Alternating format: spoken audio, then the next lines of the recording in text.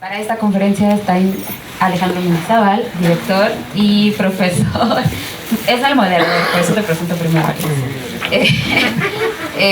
Es el moderador. Alex es director, editor y guionista, tiene estudios en literatura dramática y teatro en la UNAM, es egresado del Centro de Capacitación Cinematográfica y realizó estudios en dirección en FAMU, Escuela de Cine en Praga. Su cortometraje de tesis Contrafábula de una niña disecada se estrenó en el Festival Internacional de Cine de Morelia en 2012 y fue seleccionado en el Festival de Cannes en 2013. En la selección oficial competitiva Cine Foundation. Su ópera prima Sopladora de Hojas se estrenó en 2015 en el Festival Internacional de Cine de Morelia. Obtuvo múltiples nominaciones a Mejor Película, Mejor Director y Mejor Actor en festivales de varios países como España, Estados Unidos, Perú, Francia y en México el Premio Ariel. Claudia Becerril, directora de fotografía, es egresada de Ciencias de la Comunicación por la UNAM y el Centro de Capacitación Cinematográfica con especialidad de cinefotografía. Es conocida por sus trabajos como directora de fotografía tanto en documental como en ficción. Por el lado de documental destaca el largometraje Baños de Vida, película por la cual recibió el premio Pantalla de Cristal por mejor fotografía. En cuanto a películas de ficción, resaltan los largometrajes El silencio es bienvenido, Sin señas particulares, La frontera invisible, El norte sobre el vacío. En 2021 recibió el premio Ariel a mejor fotografía por Sin señas particulares y en 2023 fue nominada al premio en la misma categoría por El norte sobre el vacío. Diana Sade, diseñadora de producción y maestra del CCC. Diana es una destacada diseñadora de producción y directora de arte colombiana radicada en México que se ha desempeñado en cine, teatro y series. Ha sido nominada al premio Ariel en la categoría de mejor diseño de arte en los premios Macondo en Colombia con la película Ruido Rosa y en los premios Ariel su trabajo en la película Cosas Imposibles. Algunos de los largometrajes en los que ha participado son Conozcan a la cabeza de Juan Pérez, Asalto al cine, Crimen con vista al mar, Antes del olvido, Días borrosos, Papá o Mamá, Un mundo para ti, El guardián y Aquí hay dragones. En esta plática también está invitada la profesora Gloria Carrasco. Se va a incorporar en cuanto está ahí su lugar. Se va a incorporar en cuanto le sea posible, pero también voy a leer su semblanza. Gloria Carrasco, diseñadora de producción y maestra del CCC. Es directora de arte y diseñadora de producción, egresada del Centro Universitario de Teatro de la UNAM. Se ha desempeñado en teatro, ópera, cine y televisión. Algunos de los largometrajes en los que ha participado son La mujer de Benjamín, Sin remitente, Hasta morir, El traspatio, Mezcal, La misma luna. También ha participado en series como Zapata, Amor en rebeldía, Capadocia, XY, La revista, Malverde, El santo patrón y Las Aparicio, entre otras más. Ha sido nominada a los premios Ariel en más de 10 ocasiones, llevándose la estatuilla Mejor Diseño de Arte en 2 ediciones. La primera en 2006 por el largometraje Mezcal y la segunda por la película El traspatio en 2009. Pues muchas gracias a los 4, a Gloria también, en cuanto venga, por aceptar la invitación y pues ahora sí, la mesa es toda de ustedes. ¿Cuál mesa? Es. Hay puro de la sala es todo de ustedes. Bueno, bienvenidos, muchas gracias por asistir. Vamos a hacer una amena plática aquí entre amigos.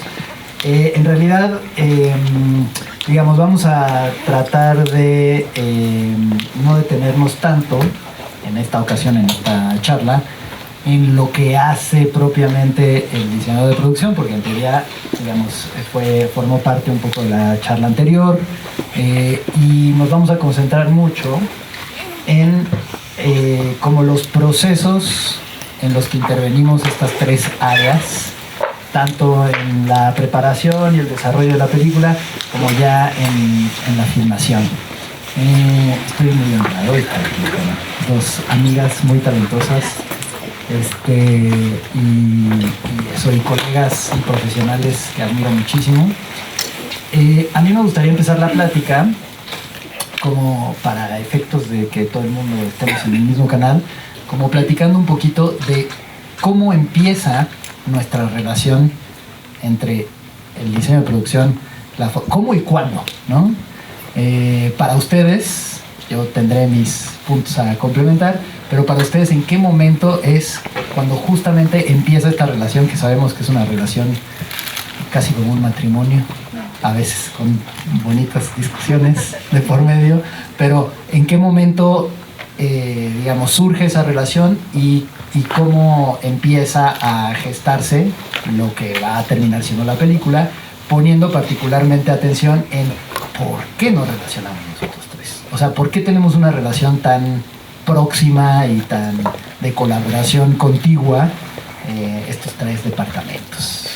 Los que quieran responder. ¿Tienes un micrófono ahí? Sí, yo también. Qué bárbaro. Así no nos tenemos que andar pasando el micrófono. Bueno, yo creo que idealmente empieza en la soft pre. Comúnmente. Explica qué es la soft pre. La soft pre es la que va antes de la pre.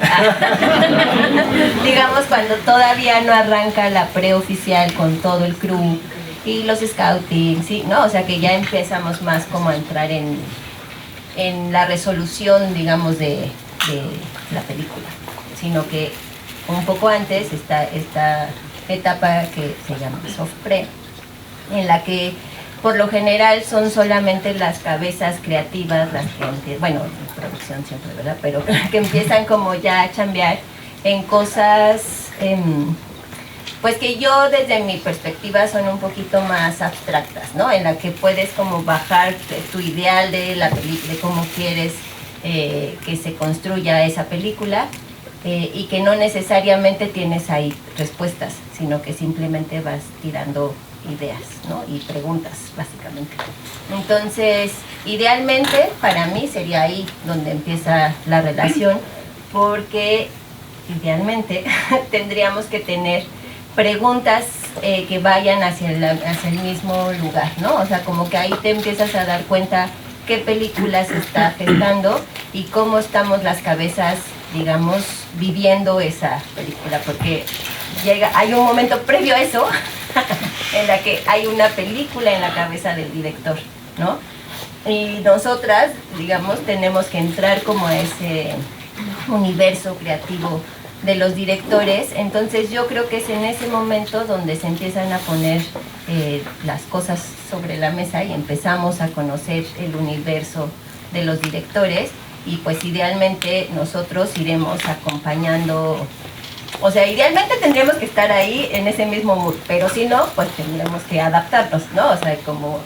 y pues siento que eso sucede en la soft pre, porque en la pre ya estás, digamos, ya tendrías que conocer ese universo y ya tendrías que estar apuntando a preguntas más concretas de cómo vas a hacer ciertas cosas, ¿no? En el otro es empezar a dilucidar ese universo. Oye, antes de pasar con Diana, pero entras... O sea, a mí me ha tocado contigo, por ejemplo, mandarte el guión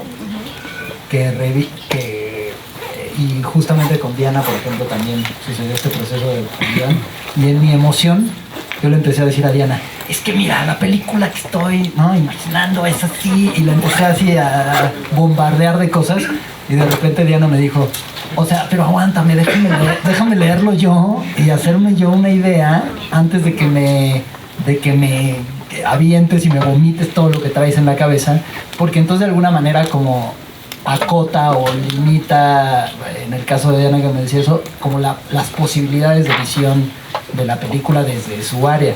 ¿Para ti es igual o qué es lo que tú prefieres o cómo has trabajado en esa primera aproximación a la idea del director? A mí me gusta leer el guión también sin saber mucho como del universo previo del director, pero después sí me gusta hacer como un vampirito de no tanto de las ideas que tiene de la película concretamente, sino en qué universo está construyendo esta película, o sea, en dónde está posicionado pues emocionalmente para querer hacer esa película. Para mí eso es lo más importante, y ya después creo que eso, que entender dónde está el director emocionalmente, pues te va a facilitar la manera en la que tú vas a relacionarte con referencias, porque creo que es más fácil. Pero ahí todavía no ha entrado la diseñadora de producción, ¿o sí? O sea, tú entras primero con el director y luego, digamos, empiezas a relacionarte con la parte de diseño de producción, pero siempre en función del director o aparte, o Pues yo creo que es difícil como marcar esa división, o sea, primer encuentro, que sería antes de la Sofpre, es el primer café cuando te convencen. Cuando te convencen, las pláticas de, ay, mira, vi esto, o ay, como tal película, en esas solamente soy, o sea, yo con el director. Consciente de que el director pues también está hablando con el diseño de producción, ¿no? O sea, como que sé que eso se está construyendo, pero que es el director el que está, digamos, como poniendo esos granitos en esos puntos. Y después, cuando entra ya la Sofpre, que es cuando ya conocemos a las cabezas de departamento, si es que no las conocemos previamente o así, ya empezamos, digamos, como a compartir ideas, referencias, sensaciones, ¿no? Y siempre, digamos, como de la mano del director, pero por supuesto que se va a generar una relación también entre foto y diseño de producción, en la que no necesariamente le vamos a compartir todo al director, ¿no? O sea, o al menos no así como tenemos secretos para ustedes, ¿no? O sea, porque es como que también hay una parte que es como, pues como más, ¿cómo se dirá? Como de concretar ciertas cosas, como prácticas, y que a ustedes ya les va a llegar depurada, pero que en hay un proceso de nosotros, como diciendo, ay, mira, este color está mal, o esta textura, o esto, no, que no necesariamente todas van a llegar a los directores. Oye, Diana, y justamente digo un poco lo mismo, pero sobre todo para ti, ¿cómo es? Y en este proceso, al menos como lo hemos vivido, ¿no? Uno como director, a veces más, a veces menos, pero tienes una idea visual de la película, ¿no? Como tienes una especie de universo, de propuesta o de imágenes que tienes claras en tu cabeza.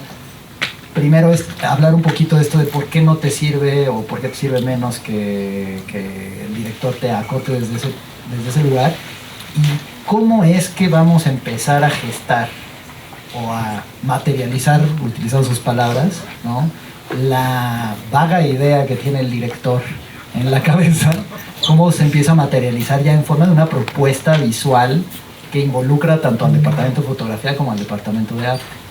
Ok. Un poco la razón por la que yo prefiero inicialmente solo leer el guión es porque siento que si dirección me da información previa de cómo se imagina la película, me limito. Y tal vez voy a llegar al mismo punto, pero desde otro lado y descubriendo otro tipo de cosas que tal vez dirección no lo tiene pensado, pero igual le va a gustar. Entonces siento que si en nuestra primera charla me dicen, no, es que tengo tal referencia y me imagino la película como tal cosa, ya me limité, quiera o no, porque ya queda eso en mi cabeza, entonces como que ya descarto cosas. Entonces yo prefiero, o sea, pero ese es mi método, decirle, déjame leer el guión y veamos una primera propuesta visual. Y a partir de la primera propuesta visual, tener una discusión. Esa primera propuesta visual normalmente la veo solo yo con dirección. Todavía no con foto, no. Porque prefiero que exista ese primer filtro, que nos pongamos de acuerdo y que dirección me diga, sí. O sea, sí, es por ahí. Esta es la película. O sí me lo imaginé, ¿cómo hiciste? Era tal cual, no sé. Que es un proceso creativo muy interesante y que por lo general uno tiende a acertar.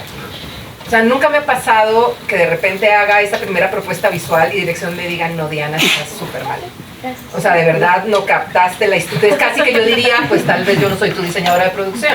O el guión te está empujando hacia otro lugar, claro, que el director lo tiene en la cabeza, pero que no está en el guión, ¿no? Claro, pero es raro. Realmente puede pasar que de toda la propuesta que hice, esa primera, de repente haya algo en un set específico que me diga, no, este sí no va por aquí, tiene el feeling, pero quiero tal cosa. Bueno, eso es una cosita pequeñita de la propuesta visual, pero no el grueso de la propuesta visual. Entonces, me gusta que sea así porque luego hay un descubrimiento creativo que vale la pena llegar ahí de esa manera, ¿no?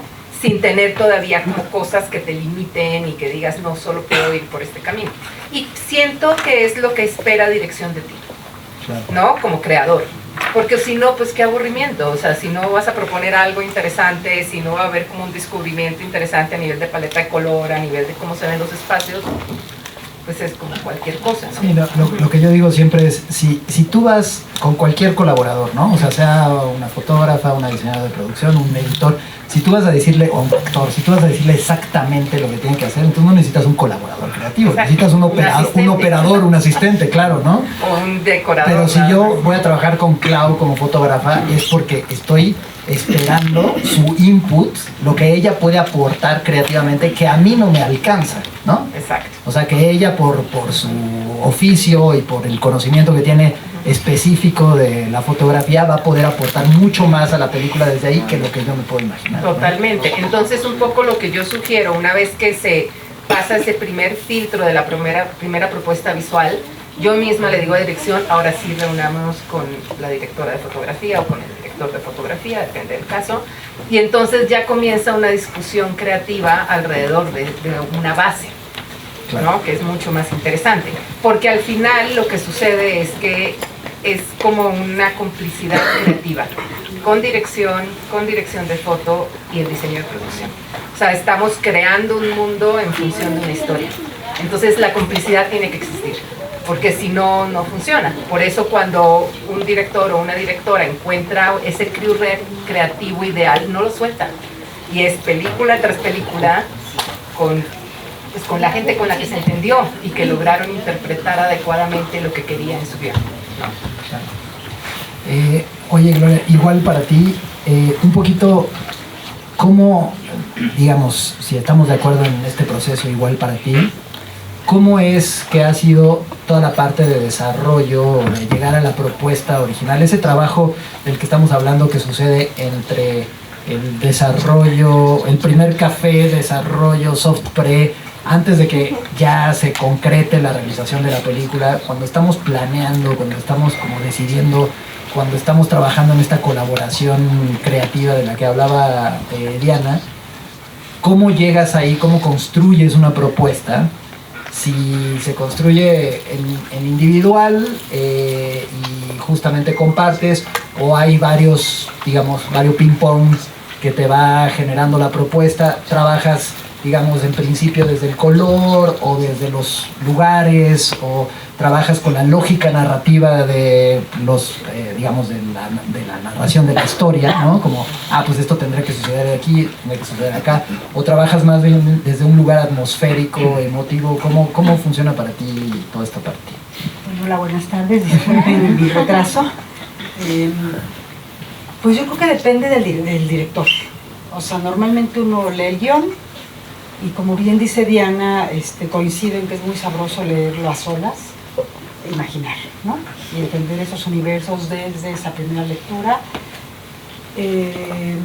Digamos que con los directores que más he trabajado, que son Carlos Carrera, Nacho Ortiz, o sea, con quien más películas he hecho,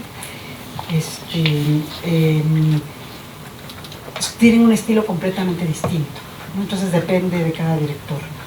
Coincido con esta pregunta anterior que le hacías a Diana de la traducción. Creo que eso es muy importante, ¿no? O sea, uno va con una serie de... lees el guión y te generas un propio imaginario, tienes una propia sensación de ambiente y esto, y ocasionalmente, si yo sigo con una especie de mood board, de, oye, a ver, yo por aquí lo estoy viendo, y me interesa mucho esa primera conversación después de la lectura del guión, porque es el momento que a mí me parece preciso para poder, pues, traducir.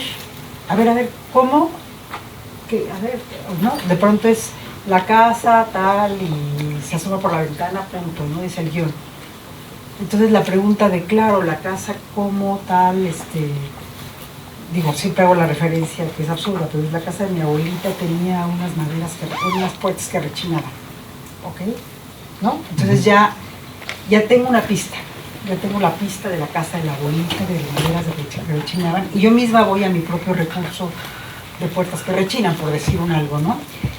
En el caso, por ejemplo, de Mi Paisano, de Nacho Ortiz, fue muy sabroso. Fueron que como 12 años de hacer película tras película, como dice Diana, porque había un imaginario común. Él es de la Sierra Mixteca, yo soy de La Cañada, y lo que mi pueblo ve es su cerro, ¿no? Entonces es así como una referencia muy muy directa, y los conocíamos porque a mi padre le gustaba mucho y andábamos mucho por esos lugares. Entonces de pronto las referencias eran cuentos que yo había escuchado, esa fue mi sensación, ¿no? De hecho, cuando hicimos La orilla de la tierra, fui muy amiga de Rodolfo Morales y le dije a Rodolfo, te tengo que presentar a un cineasta que escribe lo que tú pintas, ¿no? Pueblos de mujeres, abandonadas, y los junté un día, platicamos los tres, y de alguna manera, tomé algunas cosas de Rodolfo que Nacho permitió, pero sobre todo, Rodolfo es de los Valles y Nacho es de la Mixteca, entonces son otra colorimetría, otra cosa, pero la sensación de los pueblos de migrantes contados, pintados de una manera y contados de otra, de pronto son alimentación que en el caso de las películas de Nacho para mí fueron muy sabrosas, pero que fue también redescubrir mi propio bagaje natural más allá del profesional, ¿no? Decía, claro, yo esto lo había oído, o sea, tengo la sensación de que lo conozco, ¿no? Es así fue muy directo. Con Carlos es distinto porque Carlos no platica mucho, pero sus guiones son precisos, están llenos de imágenes, y en el caso, por ejemplo, de... O sea, precisos, pero en términos de arte, así precisos. No en términos de arte, las sensaciones están, el ambiente está muy bien dado, o sea, la frontera ruda, ¿no? El dolor, estas cosas que entonces ya son traducciones. Y en el caso, por ejemplo, de la última película que yo hice con Nacho, con Carlos, que fue Bagdad, Traspatio, ahí tuve mucha conversación, por ejemplo, con el fotógrafo, con Martín Buege, ¿no? O sea, conociendo y sabiendo que Carlos prácticamente te deja muchísima libertad, lees el guión, relees el guión, y hay como muchos subtextos, mucha profundidad. Aquí, por ejemplo, es un caso completamente diferente, ¿no? Es la frontera, yo no tengo que ver directamente con la frontera, yo no tenía, pues, que siempre es como esto lo sabroso, ¿no? De decir, te metes a otro universo que no es el tuyo, y de pronto con Martín Buege sí tuvimos como mucha comunicación visual. Es que yo creo que, ¿no? Y entonces imagencitas a veces sin siquiera nada escrito, referencias de luz por allá, referencias de texturas por acá, como paralelamente. Entonces cuando presenté el diseño de producción ya estaba alimentada de un otro, fuimos juntos al scouting, decidimos juntos, de hecho parte de las imágenes que levantó Martín en ese momento, yo las utilicé después para un cortometraje sobre la frontera que hice a partir de una escenografía mía, ¿no? De teatro. Entonces, y también le dije a Martín, oye, ¿te acuerdas cuando conversamos de tal? Pues ese es uno de mis atrapados, ¿no? Que en teatro tienes que sintetizar. Claro. Y en el cine te tienes que explayar. Entonces, de pronto son idas y venidas, ¿no? Cómo se van alimentando. Entonces yo creo que depende mucho del director. Y sí, definitivamente el asunto de tener esta comunicación creativa, a veces es con palabras, como con Nacho, que viajamos muchísimo, 12 años me recuerdo que viajábamos a la Mixteca cada mes, ¿no? Por angas o mangas, así. Y con Carlos habla poco, habla muy poco, es muy sintético. Y cuando le preguntas que tienes que llevar prácticamente la propuesta, porque por ahí puse un ejemplo no sé si lo puse en esta presentación, cuando teníamos que hacer una cosa sobre las muertes de Juárez y tal, yo tenía Bacon pegado en la cabeza, entre el transmutar, entre el traspasar, y entre el movimiento que quería Carlos, y entre es verdad, es mentira. Es tesis, no, aquí les puse Kurosawa, nomás porque son varias cositas que les ponían estos de Nacho, quizás antes, no, me parece que no lo puse. No, qué pena. No, pero bueno, tenía yo a Kurosawa, y entonces me puse, a Bacon, y me puse a leer cosas de Bacon, de esta como movimiento, esto que está, si no está, siempre hay como un desfase del cuerpo y el alma, digamos de alguna manera. Y yo me atoré ahí con uno de los sets muy importantes que tuvimos que hacer en set, ¿no? Porque era y siempre te deja la película con la duda, ¿sí se encontraron en el congelador con las mujeres colgadas como reses o no? ¿No? Porque parece que no hay nada, ella se voltea, lo ve y sale y no sabes. Y la película no te explica, ¿no? Y entonces justo mujeres como reses, esa fue propuesta desde arte porque era, está y no está. Entonces esta referencia, por ejemplo, llegas con el director, yo creo que todo un rollazo, y te dice sí o no. Punto. Yo digo, ay Dios. Yo bueno, digo que sí, entonces yo ya sigo avanzando, ¿no? Pero sí es muy distinto con cada director. Oye, Diana, y para ti, o sea, un poco igual, si tienes una preferencia de cómo trabajas, y ahorita una cuestión que me surge, escuchando a Gloria, que de repente, no voy a decir nombres, pero hay casos donde se cree que ya que tengo al fotógrafo, y ya que platiqué con él, y ya que vi el lugar y todo, entonces consigo un director de arte, consigo un diseñador de producción.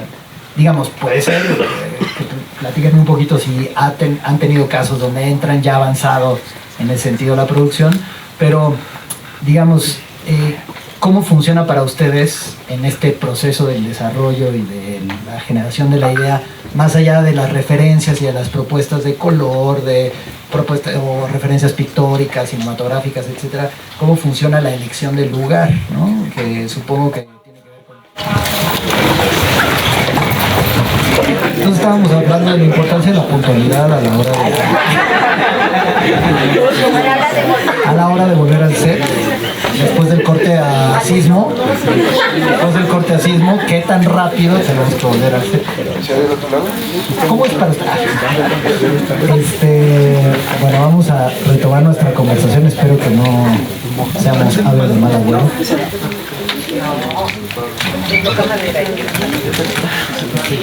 ¿Allá hay uno? Bueno, ¿continuamos, Tania? Sí. ¿De quién son las cosas? La pregunta en la que nos quedamos cuando todo esto sucedió era un poco hablar de ese inicio del proceso y particularmente me interesaba explorar la relación del diseñador de producción con el scouting, con los lugares, también si sirve incorporar al diseñador de producción desde el inicio. De hecho, ahorita vamos a hablar de eso, pero digamos, sí, una vez que están los lugares, entonces vemos qué hacemos con el lugar. Ahora sí que como el huevo y la gallina, ¿qué fue primero? El lugar, el scouting, decidir la locación y luego diseñamos a partir del lugar, o viene un diseño y se busca el lugar a partir de ese diseño ideal que se trabajó con el fotógrafo, con el director, etc. A ver, respondo la primera. Lo ideal es que el diseñador de producción entre en la soft pre desde que ya comienza a trabajar dirección con la dirección de foto. Desde ese momento tendría que estar el diseñador de producción. Porque al existir un diseñador de producción, lo que se quiere es que haya una estética congruente en toda la película y que el diseñador de producción intervenga en todas las áreas para que eso sea así. Entonces, cuando el diseñador de producción entra justo en la pre, pues ese tiempo creativo ya no existe, porque ya hay que entrar a scouting de locaciones, hay que entrar ya como al rush de en 5 o 6 semanas filmamos, ¿no? Entonces, normalmente yo hago el diseño de producción antes. O sea, es como la primera discusión creativa en la soft pre. Quiere decir que cuando comienza el gerente de locaciones a buscar locaciones, sí lo hace en base al diseño de producción. Es más, se vuelve una referencia clara de busquemos una casa a este nivel, busquemos un teatro que sea de esta manera. O sea, para ya no tener que vestir eso de cero, ¿no? O así sea vistiéndolo de cero, porque cuando uno hace una propuesta de diseño de producción, también se mete en el mundo de cómo es la arquitectura de los lugares. Claro. Entonces sí se vuelve muy claro, ¿no? Entonces como que es muy fácil partir de ahí. Es más, yo mi propuesta visual luego la discuto con el gerente de locaciones o la gerente de locaciones para decirle, mira, busquemos por acá, o de repente hay referencias que solo le muestro, o sea, que no vienen en mi propuesta visual, pero que las muestro igual para decir, podemos buscar arquitectónicamente esto que es lo ideal para esta locación o para la otra y demás. Eso independientemente del fotógrafo, o con el fotógrafo estás trabajando. Pues en algún momento se discute también con foto, porque lo que pasa es que no van separadas las áreas.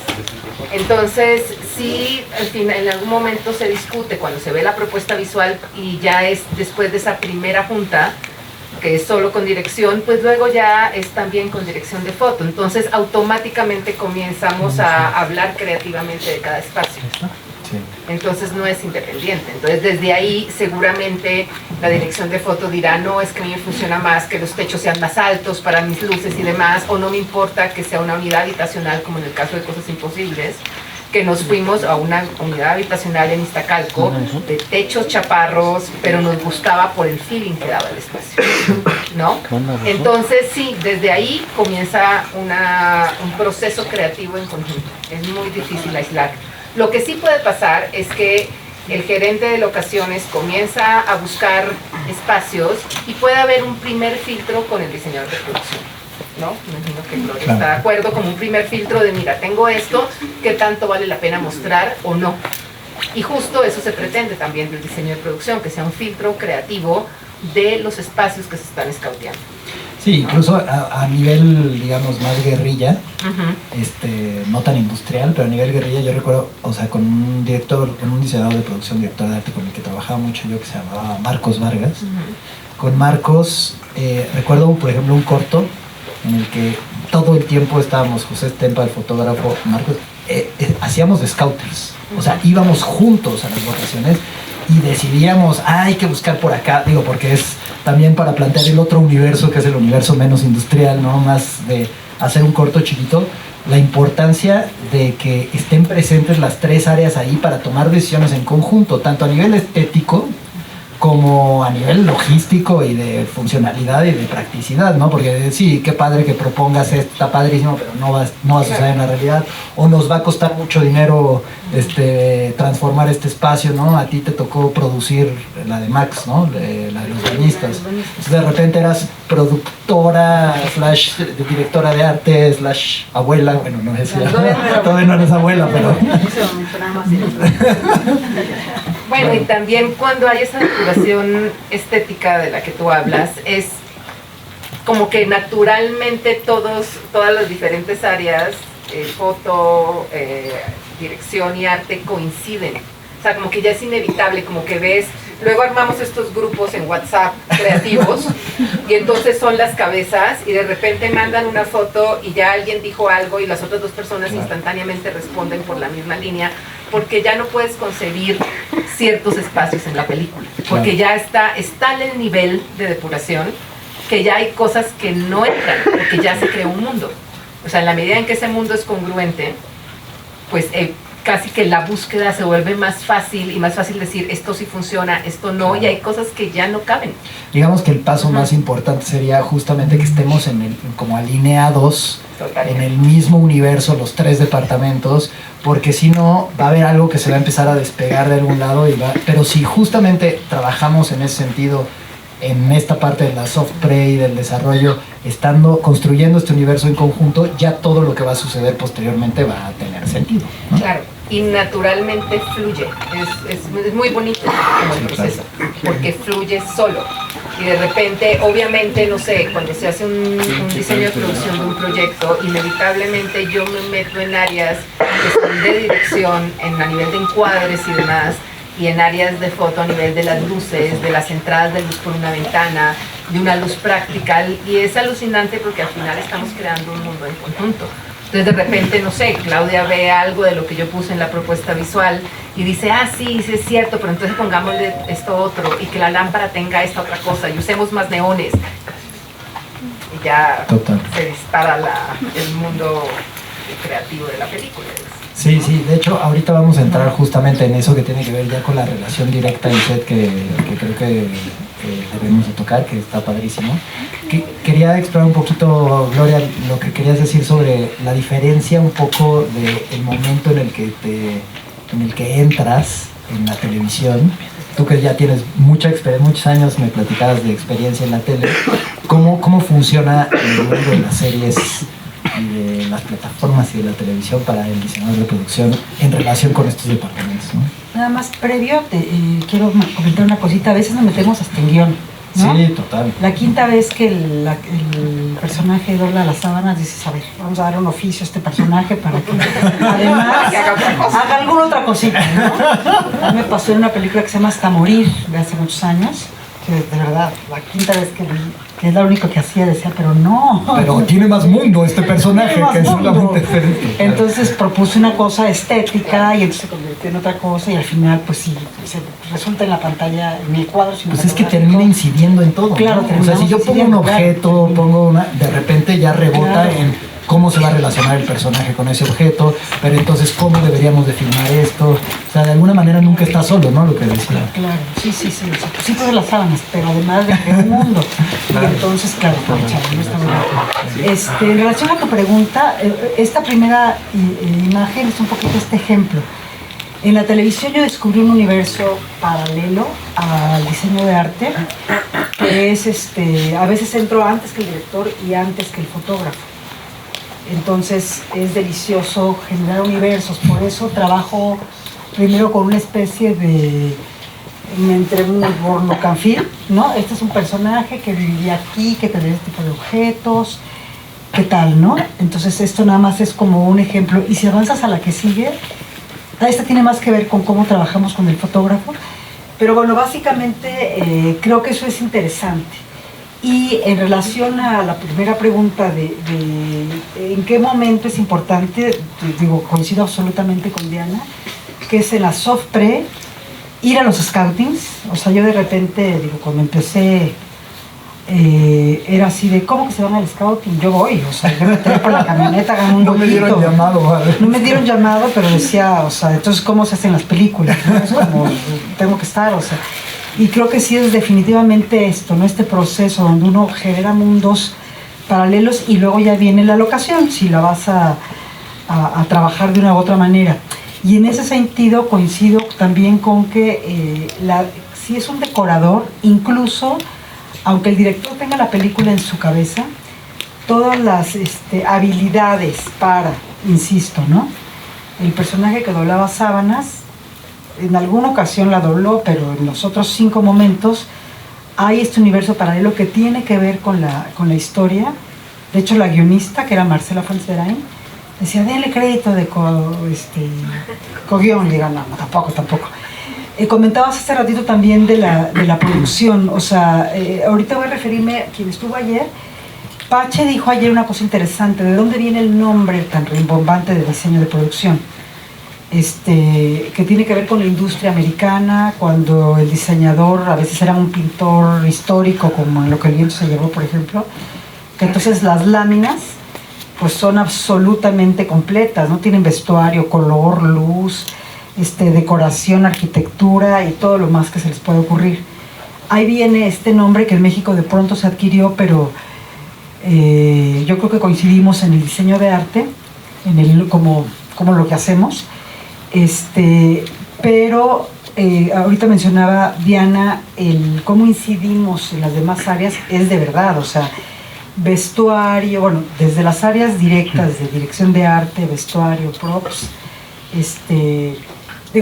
dirección de arte, decoración y props, hasta áreas muy cercanas que tenemos que completar el trabajo, que sería vestuario, imagen, maquillaje, peinados y todo lo nuevo ahora de los plates, del multimedia, ¿cómo se llama? El VFX, el Special Effects y demás.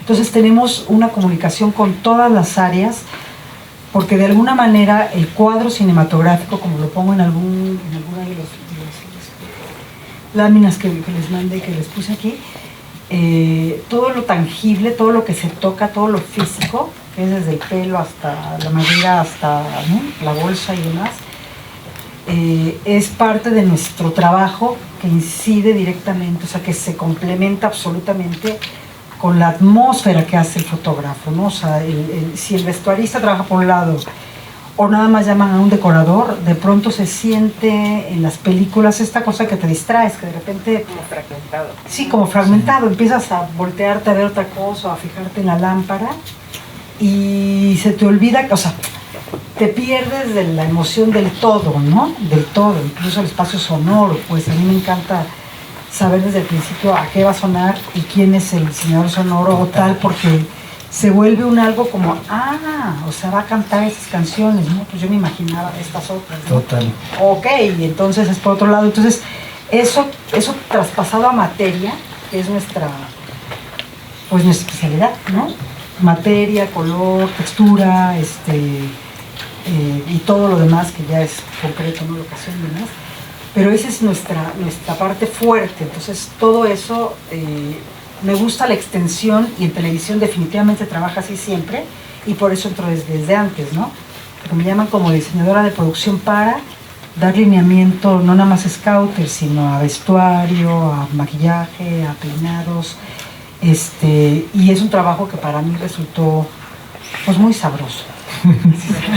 Oigan, ahorita recordé justamente lo que decían de la incidencia en otras áreas, porque sí, en un momento en mi película fui a esta ceremonia, vamos a llamarle así, que es el show and tell de los props. Qué hermoso. Es que para mí fue una ceremonia, te lo juro. Para los que no saben lo que es un show and tell, es como ir de compras. Es como vas de shopping. Pero para tus personajes. Para tus personajes, es una maravilla. Entonces yo llegué, estaba por supuesto presente Marcos, el diseñador de producción, y estaba Lalo, el prop master. Y entonces yo tenía 3 personajes en mi película, y era como empezar a ver materialmente cómo era mi personaje por primera vez, a partir de los objetos, y era una maravilla. Es como construir a alguien a partir de los objetos que tienen, ¿no? Entonces recuerdo un momento padrísimo, porque teníamos las carteras que casi nunca se vieron en las carteras. Es más, se vio la cartera de un personaje, pero existían las carteras que tenían mis personajes, y eso cambiaba. O sea, diseñábamos la cartera que traería este personaje, sería así, independientemente de que no la saque, pero qué tan gorda es, y entonces afecta al actor también. Y lo ayuda. Claro, o sea, Daniel Jiménez Cacho trabajaba, o sea, que tenía un personaje chiquitito en mi película, y Daniel se echó una semana yendo al set, al final de los llamados, nada más para platicar con Marcos, con el diseñador de producción, con el prop master que tenía un carrito de vagabundo que jalaba, y con la maquillista que era Cari, y con la vestuarista Fernanda, porque eso era lo que iba a terminar de construir al personaje. Entonces no es como que el actor está construyendo por acá, y de hecho en ese show and tell hubo un momento donde en el guión había una escena donde pues había una pelea, sangraba un personaje, y lo que decía el guión es: saca un Kleenex y se limpia, ¿no?, la sangre. Y entonces Lalo increíble, me dice: bueno, esto no estaba en guión, pero se me ocurrió que como es Mili, y esto hablaba de una integración y de profundizar con el personaje, me dice: como es Mili, yo creo que traería una cajita para sus Kleenex, no los traería ahí nada más en la bolsa. Y a mí me pareció la cosa más maravillosa del mundo. Y los productores que estaban ahí también, y el fotógrafo: no, es demasiado, no sé qué. Y entonces sentí presión de grupo, y dije: sí, es demasiado. Y entonces me acerqué al final con Lalo y le dije: lleva esas cajitas, llévalas, no le hagas caso a nadie, lleva las cajitas. Llegó, me enseñó, y le dije: la blanca está padrísima. No le dije a nadie, le dije al actor, obviamente: sí, es tu cajita, no sé qué. A la fecha, esto es una propuesta del prop master, ¿eh?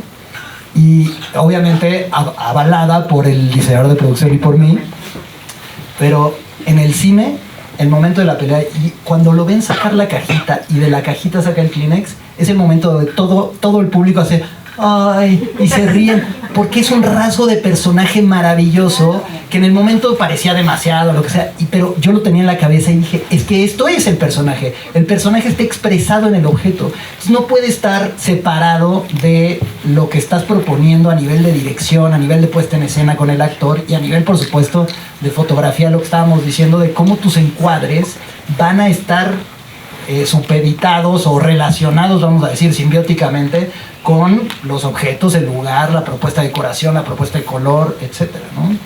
Y en ese sentido quisiera hablar un poquito de, una vez que tenemos esta propuesta, ya pasamos la soft pre, el desarrollo, etcétera, viene la parte digamos que para algunos es más sabrosa, pero es de la materialización ya en set, ¿no? ¿Cómo funciona la relación entre el director de arte y el fotógrafo? Yo una vez tuve una experiencia donde me dijeron, pero ¿por qué se está asomando si es el diseñador de producción? ¿Por qué se está asomando al cuadro? Y yo dije, ¿cómo? ¿Por qué? Soy responsable de todo, ¿no? O sea, tendría que, como que a veces incluso he estado con diseñadores de producción primerizos que tienen miedo de asomarse al cuadro, ¿no? Como que, no, el monitor es del director y yo digo, no, tú eres responsable de todo lo que está pasando ahí, ¿no? ¿Cómo funciona esa relación? Clau, si puedes hablar un poquito de esto, Diana. Bueno, para mí es esencial que el diseñador de producción esté en su set, ¿no? Porque al final una es el responsable, o sea, como desde un punto de vista práctico, es el responsable de ese espacio, digamos, ¿no?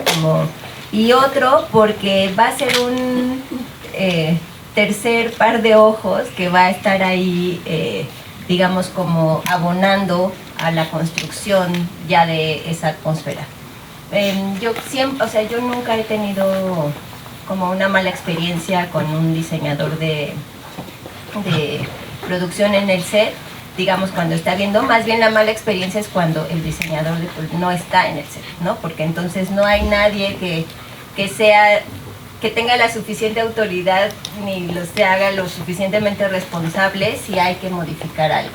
Y no existe también como esa tercera mirada, que no está la del director, la de fotografía, no hay esa tercera mirada que termine, digamos, como de construir, porque al final los sets se construyen, pero no terminan de construirse hasta que está el encuadre, ¿no? Oye, o sea, yo así lo veo. Y en ese sentido, o sea, cambia si, por ejemplo, porque también seguramente a ustedes les ha pasado que tienen que estar en la avanzada, construyendo otro set, ¿no? Y entonces se queda el decorador, el on-set, ¿no? Ahí, pero cambia esa relación para ti. Debería de no suceder, o sea, debería de estar el diseñador de producción ahí en el set. ¿Cómo funciona? Pues es que depende, o sea, hay on-sets y hay, ¿no? Directores de arte que son muy sensibles, pero hay otros que nada más están cumpliendo instrucciones. Entonces, pues ahora sí que depende de la persona, básicamente, ¿no? O sea, no del puesto, sino de la persona. Claro, porque lo que quieres es esta parte creativa. Claro. Que pueda tomar decisiones y proponer desde ahí, ¿no? Que no quieres nada más a alguien que le diga, mueve ese florero de aquí para allá porque eso yo lo puedo mover, ¿sabes? O sea, como que... O pone un cuadro y pone el cuadro. Exacto, sino más bien, ¿qué es? ¿Qué tendría que haber aquí? Porque entonces viene la propuesta desde el personaje, desde el espacio, o no necesariamente desde lo narrativo, que está, digamos, para que desarrolles y se la pases también a Diana y a Gloria, como qué tanto... digamos, antes y durante el rodaje construyen todo el universo visual de la película desde lo narrativo, o sea, desde esto tendría lógica porque el personaje vive aquí, tendría esto, etcétera, como los ejemplos que hemos dado, tendría este oficio, etcétera, y qué tanto construyen desde lo emotivo, desde la atmósfera, desde lo que queremos hacer sentir al espectador, ¿no? Bueno, en mi caso yo prefiero trabajar primero desde lo emotivo y en segundo lugar lo narrativo, no porque sea menos importante, sino porque es la manera en la que yo puedo o siento que puedo profundizar en una construcción de atmósferas o una construcción visual. Y eso pues trato de hacerlo así con el director y con el diseñador de producción, ¿no? Es la forma en la que supongo que depende de cada fotógrafo, pero en mi caso es así. Entonces a mí a veces hay cosas que me es más fácil pedir o permitirme licencias poéticas en cuestiones narrativas, porque si te está dando una emoción o una sensación, yo creo que nadie se va a cuestionar si toma la pluma con la mano izquierda aunque sea diestro, ¿me explico? O sea, y creo que puede pasar desapercibido o no tener importancia o no aportar nada si solo lo usas, lo construyes desde el lado narrativo, ¿no? Como que al final siento que el lado emotivo y emocional va a aportar a eso, o sea, va, digamos, como hacer que le llegue al espectador.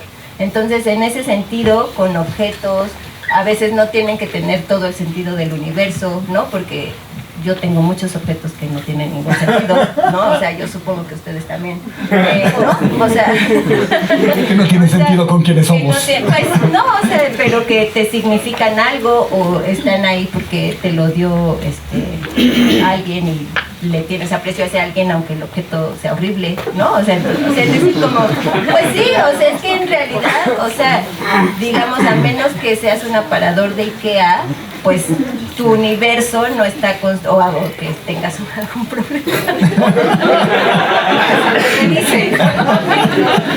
Pues, también, ¿no? Exacto, como que yo creo que al final esto para mí se traduce en si una película tiene vida o no tiene vida. Total. Para mí ese es como para mí es donde más nosotros, digamos, como que somos como un ente único, porque creo que juntos construimos esa materia que va a permitir que una narración tenga vida o no tenga vida, porque el guión puede ser fenomenal, el director puede ser genio, los actores pueden ser buenos, pero sí puede pasar que aunque estén todas esas cosas conjuntas, sea algo sin vida. Total. ¿No? Entonces, eso es como, para mí esa es la relación más importante con diseño de producción, más allá de lo estético en un sentido como lo superficial de la palabra estético, que es que se vea bien, ¿no? Ajá. O sea, mucho más allá de eso. Sí. Un poquito lo mismo y también como de la relación y de cómo trabajan en el set con estas dos áreas. Totalmente de acuerdo con Clau. Yo también me acerco primero como desde una parte emotiva y luego de ahí llego a la narración como automáticamente. Pero sí parto primero como de un feeling de los espacios en función del personaje que habita cada espacio, ¿no? Y creo que ahí tocó un tema muy claro Claudia, y es la cotidianidad. Esa vida de la que habla Claudia se refiere a la cotidianidad de los espacios. Si los espacios y donde habita un personaje no tiene un mundo cotidiano, no lo creemos, porque es estéticamente adecuado, pero le falta la sensación de que alguien vive ahí, y que alguien habita ahí, y que alguien tiene sentimientos y conflictos en ese espacio. Entonces eso es importantísimo, lograr esa cotidianidad. Y eso se logra, o sea, donde lo terminas como de estructurar es justo en set.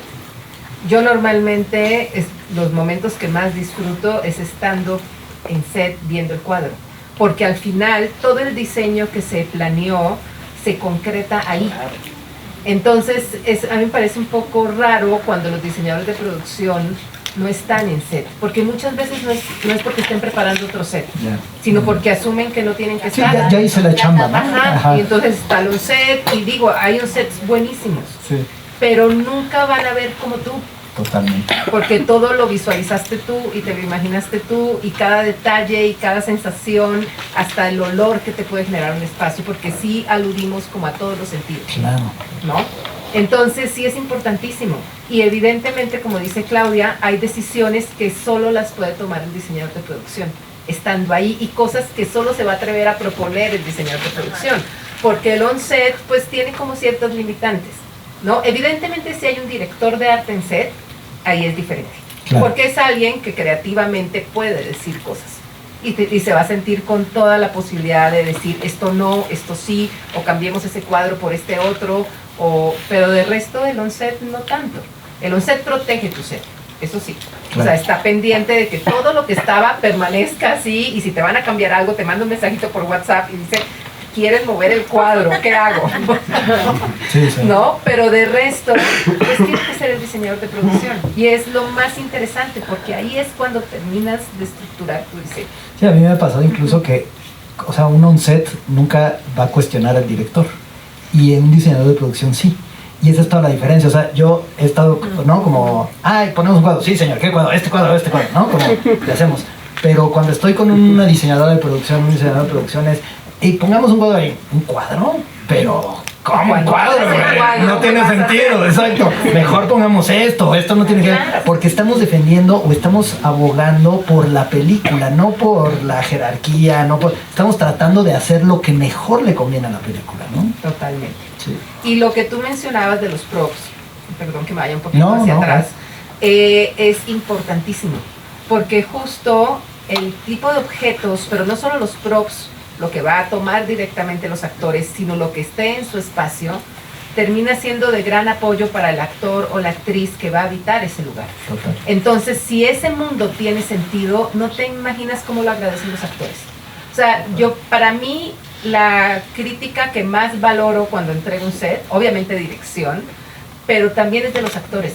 Porque cuando los actores te dicen, o sea, por ejemplo, no sé, entras a una habitación y comienzan a abrir el cajón del buró y hay cosas. Ajá. Abren el otro cajón y entonces comienzan a decir, no puede ser, aquí está mi personaje. Sí. Y entonces los ayuda como a crear cosas en medio de las secuencias que tal vez no estaba planeado. Y bueno, para ustedes como directores también. Totalmente. Entonces, si es todo vacío y todo escenográfico y todo pobres, es como para pegarse un tiro porque no tienen de dónde. Se lo tienen que inventar de la nada. Entonces, en la medida en que ese mundo es congruente con el personaje, pues, qué mejor. O sea, lo sienten inmediatamente. Sí. Y bueno, y lo va a sentir el espectador cuando vea la película. O sea, como que no lo cuestionan, ¿no? De lo que decía Claudia, de si es un objeto raro y todo, si se creó un mundo que es congruente, nadie lo va a cuestionar. El problema es cuando hay incongruencias. Cuando aparece el objeto porque sí, por objeto raro y ya. Claro. Pero si hay una historia detrás de ese objeto y algo dice Una el intención, personaje, claro. pues adelante. Oye, y además te posibilita, ¿no? Como director o como fotógrafo, cuando de repente llegas al set y hay... A mí se me hace que el mejor cumplido que yo le he dado a un diseñador de producción, yo siempre digo que el mejor cumplido en mi película fue de, pero ellos ya eran amigos, ¿no? Y yo digo, no, esto se trabajó de cero, no se conocían. Y para mí es lo mismo que le he dicho a un diseñador de producción, es, esto ya estaba así, ¿no? No, esto no había nada, estaba cero, estaba construido hasta lo mínimo de ahí, exacto, ¿no? Y eso cuando tú llegas al set es padrísimo porque incluso te da ideas, ¿no? Así dices, oye, esto no estaba, güey, pero ¿qué tal que...? Perdón, ya agarré confianza. Pero podemos, de repente, tenemos que filmar este espacio porque es maravilloso, porque justamente da lo que queremos emocionalmente, queremos, ¿no? O narrativamente impacta. Y no era algo que ni siquiera nos habíamos imaginado o que habíamos propuesto, pero a la hora que llegas y está construido esto, es imperativo, ¿sabes? Te invita a decir, tenemos que aprovechar eso. Claro, y es un lugar real. Claro. Digo, y hablando de realismo, pero ahorita a ver si nos da tiempo de hablar eso, pero Gloria, ¿tú cómo lo Pues sientes? sí, o sea, empiezo por lo de los objetos. A mí me gusta mucho trabajar el lugar donde habitan los personajes y a los personajes con sus atributos, como si fueran santos, ¿no? San Pedro Trillas, ¿no? Me gusta mucho esta cosa de los santorales porque entonces la cartera, lo que no se ve, los cajones, sus objetos, toda esta construcción, pues sí, definitivamente es deliciosa. Yo me acuerdo en alguna, pues justo serie que iban actores de aquí de la Ciudad de México, pedí una clase, era en 1920 o tantos, entonces les dije, los necesito un fin de semana para aprender a enseñar al burro, a bordar no sé qué, a tejer no sé qué, a prender el fogón, y pues fue su horita y no sé cuánta gente, y al final estaban contentísimos, porque sacaban su postura, sacaban sus cosas, claro, acomodaban sus apeos ahí de los animalitos, y entonces era como, pues si son campesinos, pues tendrían que ser campesinos, digo, más allá de que sea televisión, o sea, que son medios de visual.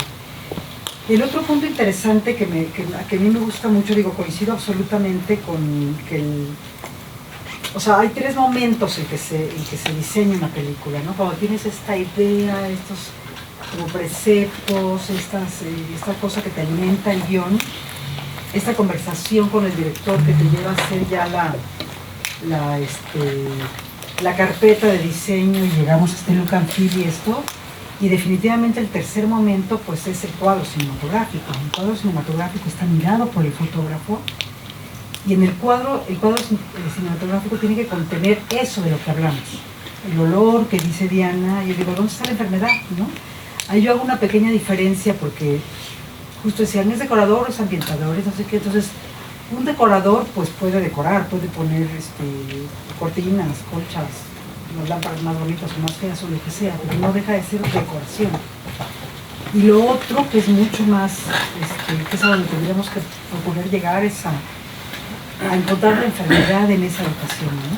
Entonces, ¿dónde está la enfermedad? Entonces entras a un ser que hasta huele, ¿no? Y dices, pues es un ser, no puede oler enfermedad.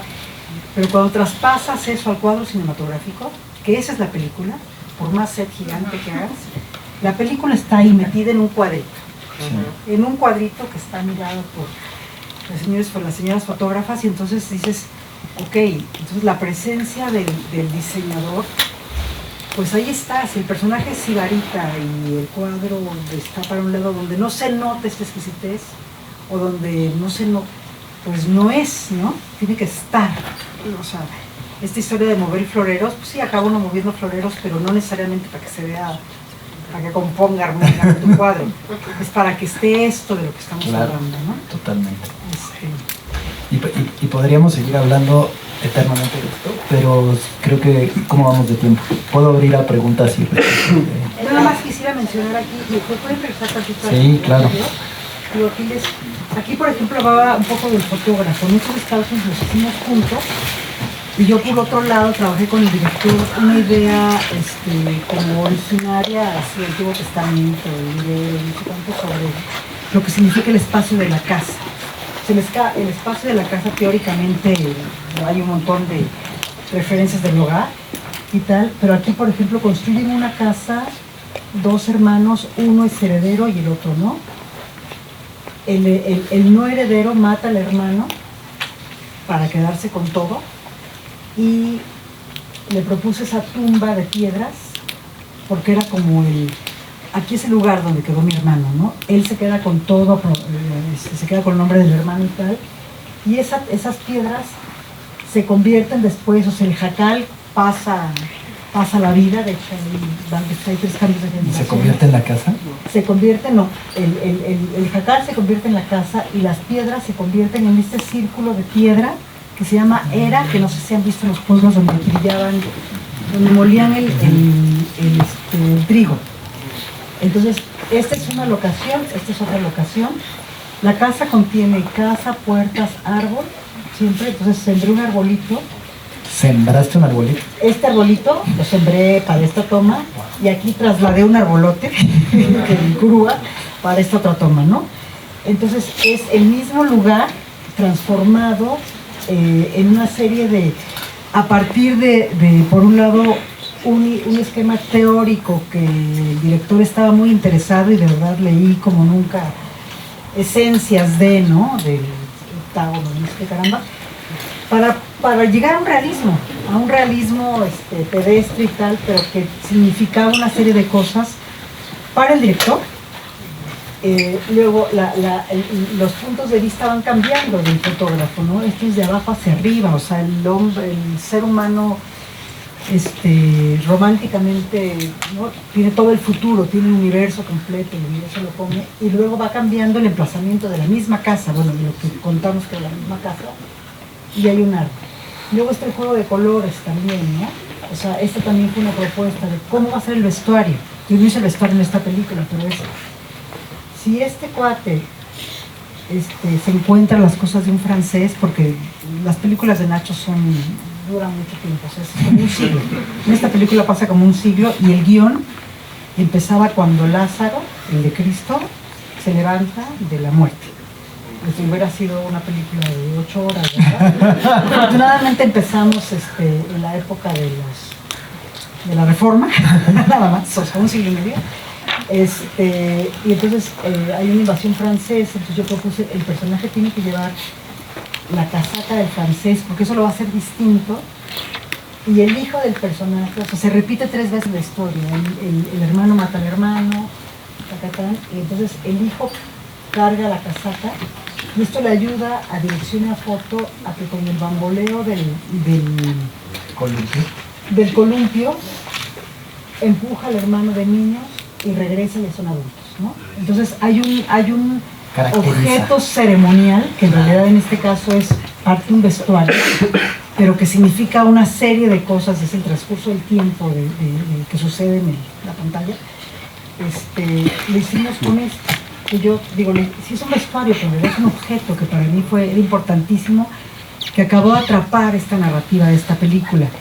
Y uno no se sienta a ver claro, trae la casaca, simplemente el cerebro lo va ligando, lo vas ligando y te vas metiendo en esta poética, ¿no? Lo que decían de los objetos justamente, ¿no? ¿Tenemos tiempo o abrimos preguntas, Tania? O sea, ¿podemos extendernos 10 minutos más? y ya entrar a preguntas y respuestas. Ok, porque a mí una cosa, esto ya es una duda particular, que yo tengo, pero hemos hablado mucho sobre la importancia de crear esta congruencia y que se sienta como un espacio real, ¿no? Que este personaje vive ahí, que tiene estos objetos, y coincido que para mí ha sido como una ventaja impresionante para construir desde ahí, ¿no? Pero ¿qué pasa cuando estamos trabajando, que no sé si les ha tocado a cada una de ustedes, cuando se está trabajando desde el no realismo, ¿no? Que en realidad es muy raro, o sea, casi todo el cine está como clavado, atrapado en el realismo. ¿Les ha tocado trabajar así? Y cuando es así, ¿cómo trabajan? Si ya no es crear estos universos que tengan esta lógica, etcétera, ¿cómo es que logran trabajar ustedes? Bueno, yo creo que siempre se apela al realismo dentro del mundo que estás creando, aunque no sea realista, ¿no? O sea, es como ahora, Diana y yo hicimos una película distópica, futurista, que bueno, pues no es realista porque por más que esté anclada a cosas reales como México, digamos, pues no es realista en el sentido de que no sabemos si así es el futuro, ¿no? O sea, no es este momento el que se está viviendo. Pero yo creo que siempre se busca esa congruencia. O sea, es que esa congruencia no tiene que ver con lo que nosotros conocemos como realista o consideramos realismo, sino esa congruencia tiene que ver con el universo propio de la película. O sea, es decir, Odisea 2001 es realista, ¿no? Pero pero todo ahí es realista en ese universo. Entonces, como que al final siento que siempre es eso lo que se debe de buscar, aunque ese universo no esté anclado a la... Es muy, ¿no? O sea, suena como muy abstracto, pero, o sea, la realidad que es este momento es la realidad, ¿no? O sea, lo de hace 5 minutos ya no es la realidad, ya es un recuerdo en nuestra mente. Entonces, dentro de ese universo, pues hay que generar esa congruencia, porque una cosa es ser no realista y otra cosa es ser incongruente, ¿no? Es decir, incongruente en el sentido de algo que está construido, o sea, que no pertenece a ese universo que se está construyendo, aunque sea incongruente en el sentido de así no son las cosas, o esto es un sueño, o esto, o sea, el cine también está lleno de universos que no, o sea, que son muy subjetivos, ¿no? Que es como una subjetividad llevada a algo material, y que en ese sentido, pues, ¿qué podrías determinar como congruente o no? ¿No? O sea, ¿cuántas películas hemos visto que se tratan de sueños o alucinaciones? Pero dentro de ese universo siempre tiene que haber como algo que lo funcione, ¿no? Sí, totalmente de acuerdo con Claudia. Al final, ese realismo es la congruencia dentro del mundo que se creó. O sea, creo que eso es lo importante. Justo en esta película que mencionaba Claudia, de esta película distópica y demás, lo que sucedió en el proceso de preproducción y de diseño, que fue larguísimo. O sea, meses, ¿no? O sea, meses inventando un mundo que no existe ahorita porque era el 2054. Entonces era ver qué pasa de ahorita para llegar a ese 2054, qué sí hay. No hay agua, qué comen, que... ¿Sabes? Como todo, pero todo, hasta lo más básico. Que sí se quedó y que no, qué pasó con la tecnología, hay tecnología o no, pero hay tecnología y varió en otras cosas, para buscar esa congruencia, justamente, para que no fuera gratuito, para que de repente no fuera como, ay, aparece un elemento extrañísimo y tenemos que aceptarlo. Pues no, tiene que tener una elaboración para que digamos si funciona, ¿no? Entonces creo que a la larga es buscar ese realismo dentro de la historia que estamos contando. ¿Les agregar algo? Sí, básicamente es esto. O sea, hace rato, incluso para llegar al realismo, o sea, hay dos temas aquí, ¿no? La convención y la verosimilitud, que mencionaba alguien por acá. Pero incluso para llegar a eso se parte de un lugar mucho más abstracto, ¿no? O sea, ahí te lleva a honduras distintas de estos significados de los que hablábamos. Y, por ejemplo, yo produje un cortito interesante, que fue un cortito escenográfico. Ahí no había guión, ahí no había o sea, no Eso había lo que me una cosa establecida, digamos, sino fue utilizar, reutilizar, apropiarme de una propia escenografía mía para generar una idea que traía en la cabeza, que es qué pasa cuando no hay nadie en el teatro y las escenografías se quedan ahí. Bueno, eso lo van a entender las chicas de teatro. ¿No? Todo el mundo decimos, llegaron los duendes y entonces salió la función, o salió la escenografía, o se movió el trasto, o lo que sea. Y aquí era como, con esta idea, llamé a unos actores distintos a los que estuvieron en la película, la fotografió Bruno Santamaría, y acabamos haciendo un ejercicio muy agradable. O sea, la dirigió también,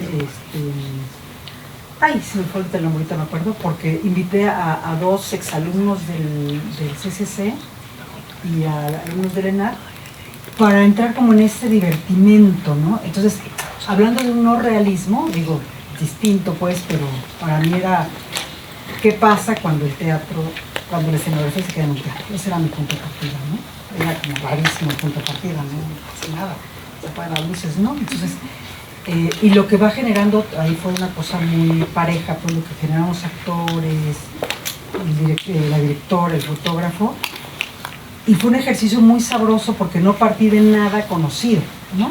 De nada conocido para mí, no leí un guión, ningún director aprobó nada, simplemente se volvió un pequeño espacio a partir de una idea, y que entonces podría haber sido como fuera, ¿no? Como fuera. Entonces resultó esto y acabó siendo premiado en China y se llama La Caja China, entonces sería tan rara. Pero ¿Qué cosa tan rara que se llama La Caja China y fue premiada en China?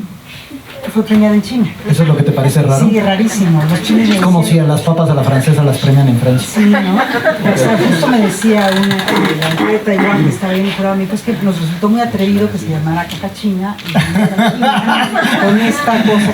Y aquí las cajas no son así. No, pero entonces todo era como una superposición de realidades, digamos. No hablo directamente de cómo construyes, pero definitivamente sí hay puntos de partida que nos da la cinematografía para hacerlo, ¿no? Sí. Para lograr traspasar también eso. Es que justo por ahí iba mi pregunta, digo, qué padre que abordaron desde este lugar. A veces como que el realismo en el cine se entiende justamente como qué tan próximo a nuestra realidad está, pero en realidad Superman o los Hombres X están en realismo. O sea, siempre está trabajado en realismo. Justo un ejemplo así más extremo, me parece interesante como plantear que el diseñador de producción no necesariamente, digamos, lo aborda, sí en realismo, pues siempre lo vas a abordar desde los personajes, la vida que tiene, ¿no? Pero cuando estás trabajando sobre algo que no necesariamente que es como mucho más cercano en el teatro, ¿no? Que no tiene que volar. En el cine sí, si el personaje dice vuela, lo ves volar, ¿no? Pero en el teatro muchas veces vuela y lo creas a partir de otro tipo de recursos, es decir, esas convenciones. Y en un sentido todavía más alejado de lo narrativo, igualmente el trabajo del diseñador de producción a mí me parece fundamental para crear ese universo, ya sea discursivo, a nivel de idea, como lo que mencionabas, o sobre todo a nivel de impacto emocional, lo que afecta el diseño de los objetos, independientemente que no estén ligados a un personaje o ligados a una narrativa específica, ¿no? Porque de repente se puede malentender como que solamente si tienes cine narrativo, tienes un director de arte, ¿no? Y yo creo que el director de arte, el diseñador de producción debería de estar independientemente del tipo de cine que estás haciendo, ¿no? Bueno, vamos a abrir a las preguntas del público. Sí.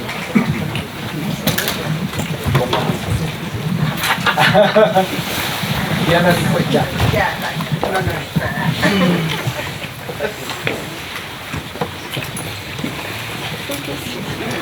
Hola, pues antes que nada muchas gracias por la plática, estuvo muy interesante. Yo tengo una pregunta para Diana, y es que, bueno, son dos preguntas, ¿no? Y es con respecto a la película de Cosas Imposibles. A mí me gusta mucho la película, más que nada porque yo estudié en la Prepa 2, que está súper cerca ahí de Iztacalco, y esos espacios que están en la película durante 4 años porque recurso. Fueron mis espacios, ¿no? O sea, eran los momentos en los que mis amigos decían, pues vámonos a echar unas chelas ahí a los Infonavit de Iztacalco. Vámonos acá, vámonos allá. Ese pinche dragón que siempre está ahí. Lo veía y me gustó mucho. ¿Pero te fumaste un porro ahí? Claro que sí.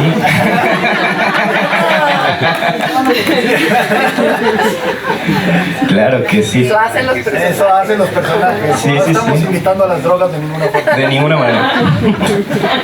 Pero me gustó mucho que al ver la película, yo la veía y decía, es que así se siente esa parte de Iztacalco. O sea, estaba pensando yo en tianguis que he visto retratados en el cine y de momento me viene el tianguis de Chilangolandia. Alguna vez mi profe de producción nos dijo que él pensaba que se necesitaban más de esas películas, ¿no? Que representaran a la gente. Y yo le decía que yo no sentía que ese tianguis en específico me representara. O sea, yo soy una persona que es de Martín Carrera, que viene de una periferia. Los tianguis son mi cotidianidad desde siempre. Pero esa película en específico la siento muy exotizada, ¿no? Y a diferencia del tianguis de Cosas Imposibles, yo decía, ese sí es un tianguis. Y mis dos preguntas son, ¿cómo hicieron la investigación o cómo se acercaron para llegar a ese momento? Y ¿cómo logras captar esa esencia sin que sea como tan exotizado? O sea, porque te juro que yo lo veía y decía, wow, neta, qué felicidad ver algo que sí siento representado y más allá de eso, algo que así se siente caminar por esas calles, así se sienten esos Infonavit, así realmente son. Y ya. A ver, te cuento. En el tianguis específicamente intentamos encontrar el tianguis que nos sirviera a nivel de locación, pero no modificamos gran cosa. O sea, era realmente como decir, bueno, tal vez pongamos un toldo aquí porque necesitamos una sombra, o tal vez, o por ejemplo el puesto de zapatos, era un puesto de zapatos y lo que hicimos fue agregar otros zapatos que hicieran falta y cajas de utilería y demás, pero intentar respetar un poquito cómo son esos espacios, ¿no?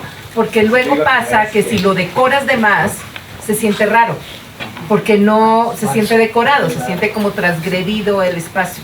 Lo mismo pasó, por ejemplo, con la unidad de Iztacalco. Esa unidad, nosotros nunca pensamos que fuera de ese color. O sea, la verdad, o sea, estábamos escauteando unidades habitacionales y de repente aparece esta unidad en Iztacalco, morada, toda. Y fue así y dijimos, ¿y qué tal si sí es? ¿No? ¿Qué tal si hacemos que esto funcione, esta rareza de esta unidad habitacional, con el dragón afuera de estos juegos mecánicos, con la pagoda, esta iglesia rarísima que es una pagoda que está enfrente? Sí, la japonesa. Ajá, y hagamos que funcione. Y justo comenzamos a crear una estética alrededor de esa estética que ya existía en una locación.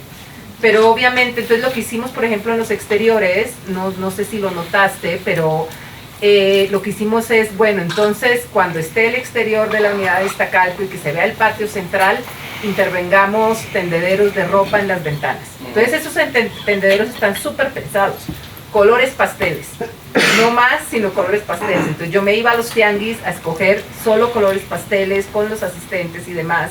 Y entonces sí hay una intervención pero congruente con el espacio. Evidentemente los interiores sí los transformamos, porque lo que sucede con esos interiores de unidad habitacional es que tienen como estos muebles que son como moles, ¿sabes? Es como la mesa de comedor y es la mesa gigante con sillas con respaldos altísimos que cinematográficamente no funcionan.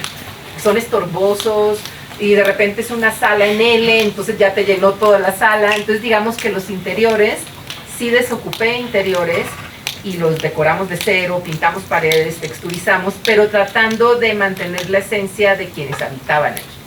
Entonces creo que por eso no se siente puesto. O sea, como que intentamos como hacer que funcionara dentro de esta unidad rarísima que tuvimos la fortuna de encontrar y que le daba un sentido un carácter muy propio a la historia y a los personajes y demás. ¿Sí te respondí todo? Sí, muchas gracias. Los puestos no se sienten puestos. No se sienten puestos. Mira tú. Esa es la ironía que hiciste para que funcionara. ¿Viste? El puesto no se siente puesto y es perfecto. Ok, está bien. Exacto. ¿Alguien más?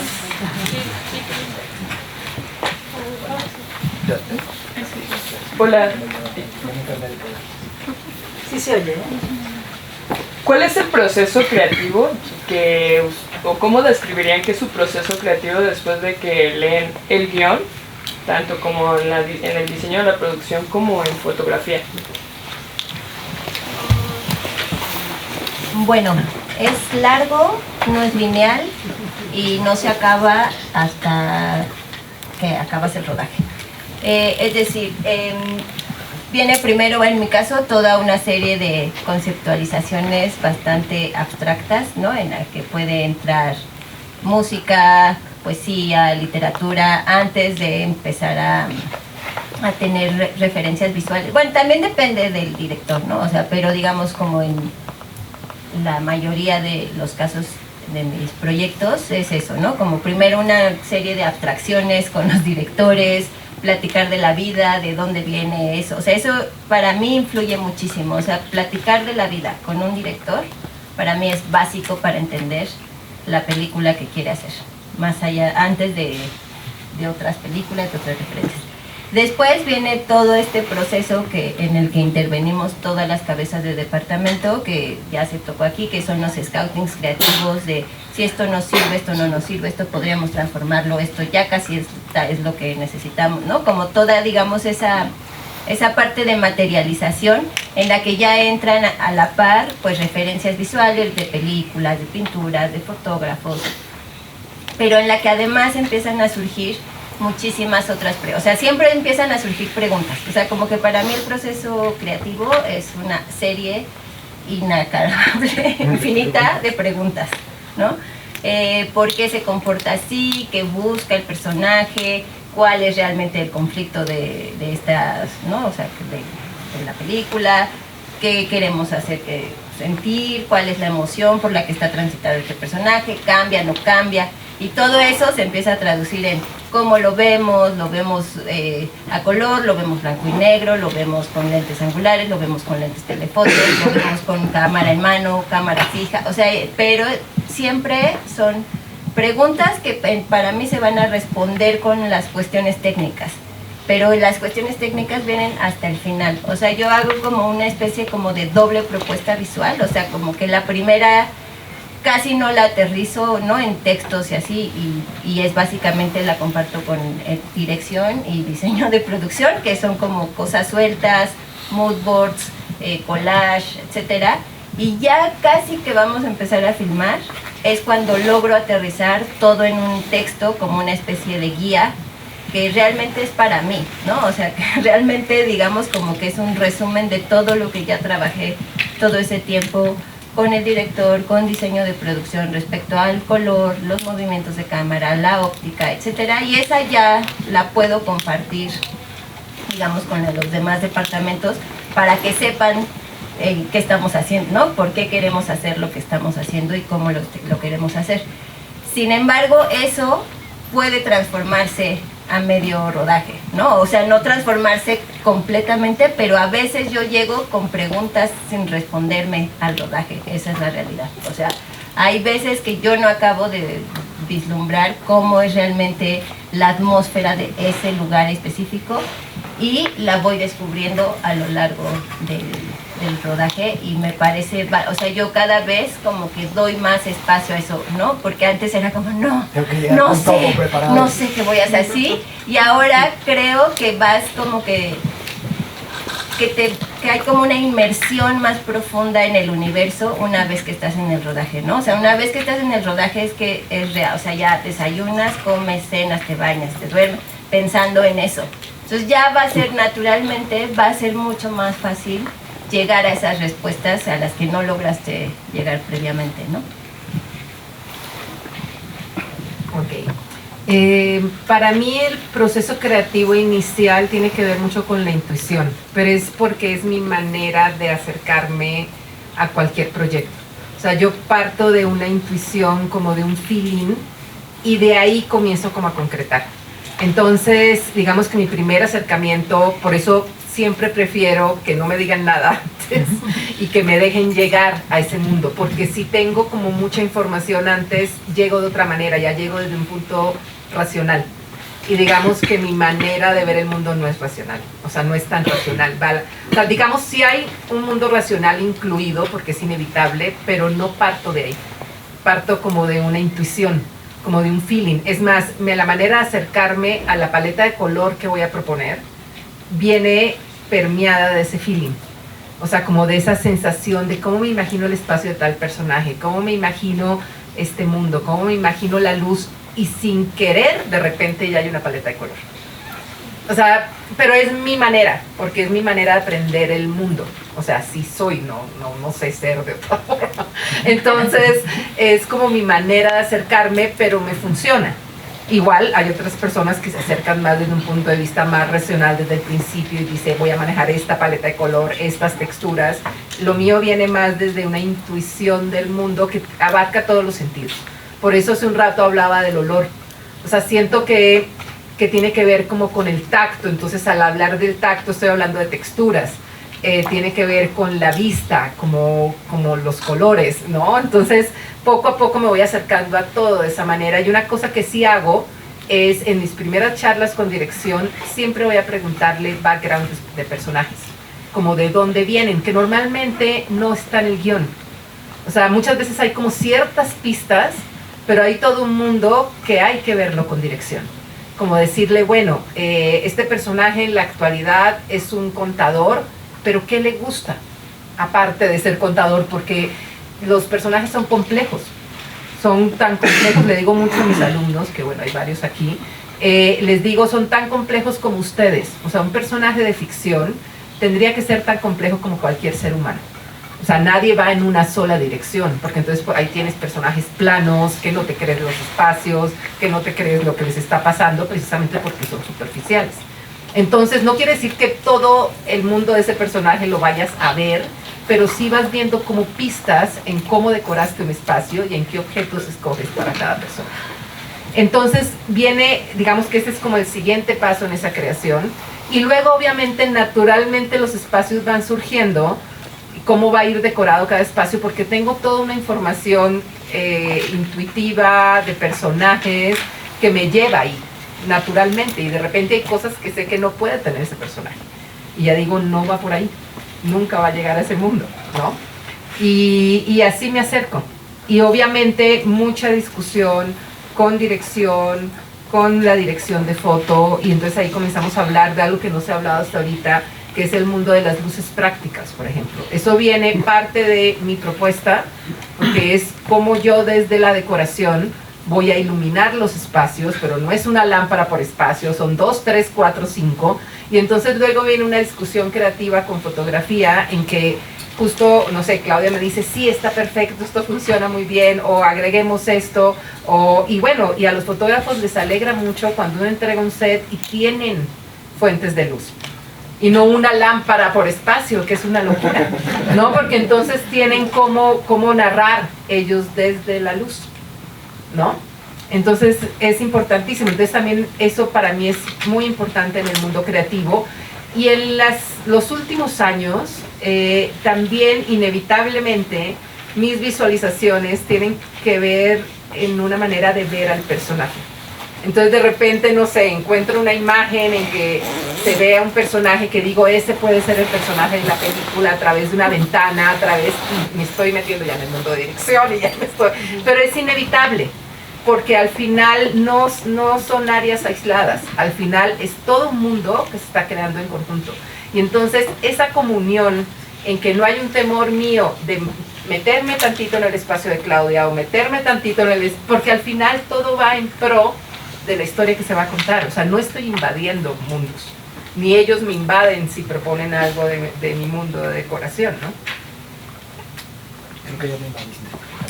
Ay, aléjate. Yo me voy a ir a la parte un poquitito más práctica. O sea, después de toda esta manera de acercarse a esta completud, ¿no? a estos universos de cada personaje, yo recomiendo mucho las imágenes, ¿no? Hay que saber buscar las imágenes, pero más que saber buscarlas, hay que saber encontrarlas. Pueden ser pinturas, puede ser internet, puede ser libros, puede ser imágenes mentales aterrizadas, ¿no? En un dibujo o en algo. Pero recomiendo mucho que el diálogo sea a partir de esas imágenes, otra vez con el director y tal, porque sobre todo con directores muy jóvenes y no tan jóvenes, me ha tocado en varias ocasiones, que de repente yo digo alguna característica o algún atributo de algo como un sillón cómodo para mí, a lo mejor no es un sillón cómodo para el otro, o para el personaje o para tal, ¿no? Entonces, cosas tan simples como poder expresarse en materia una vez más, ¿no?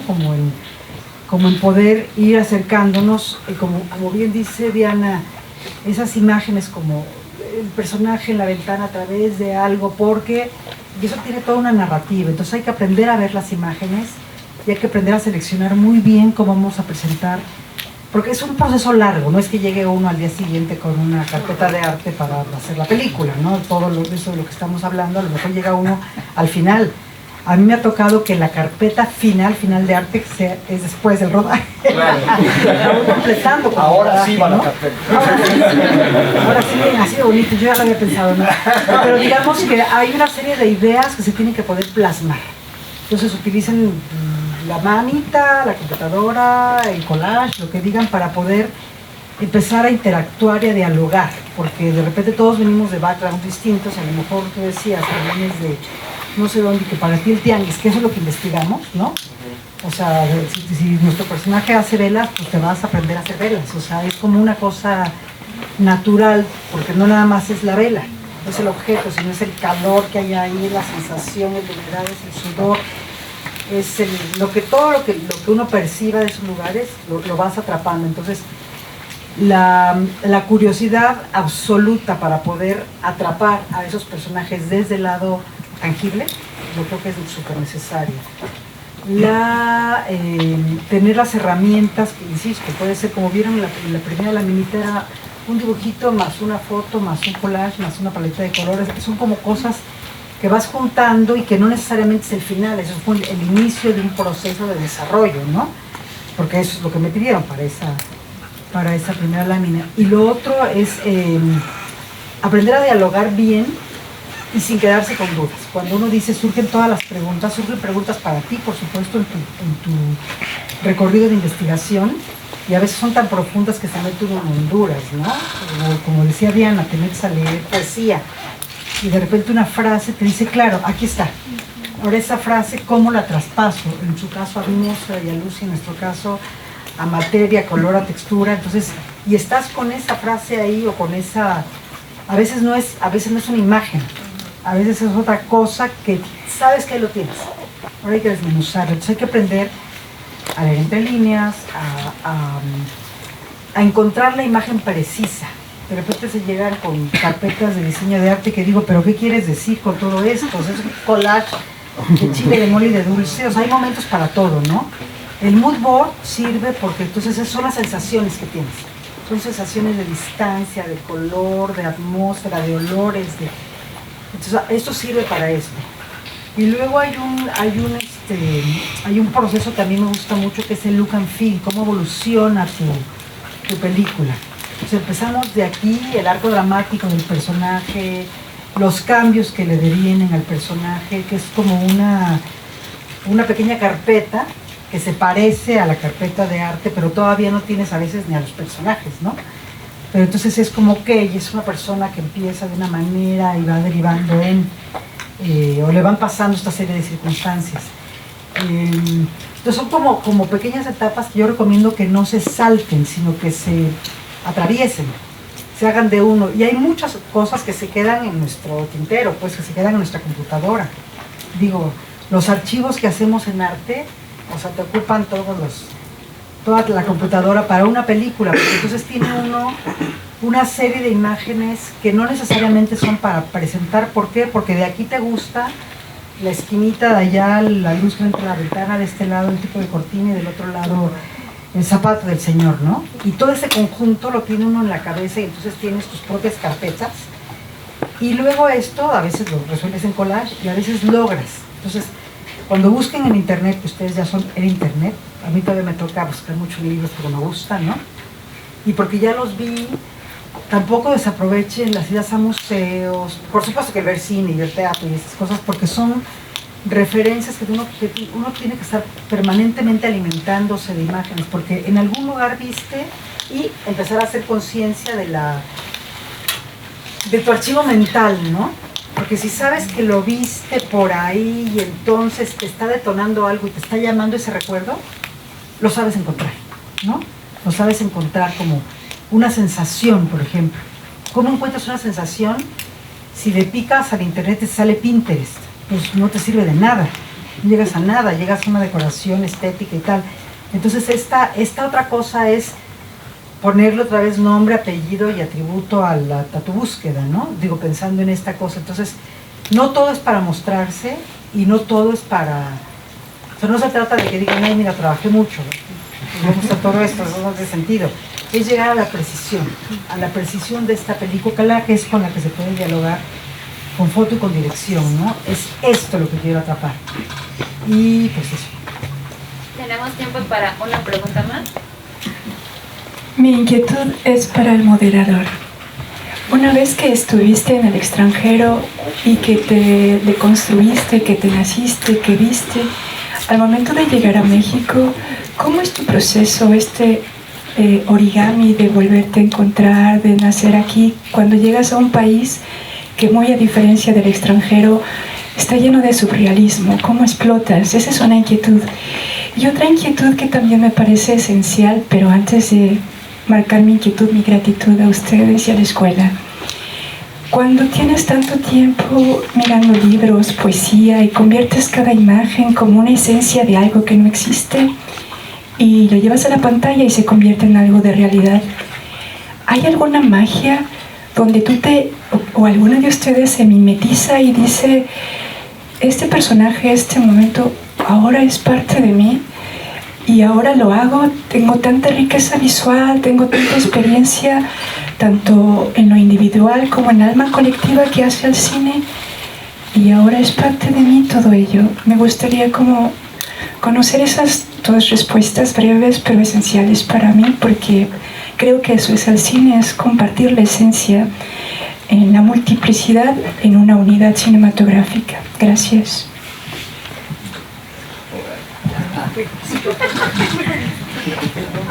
Me parecen increíbles tus preguntas.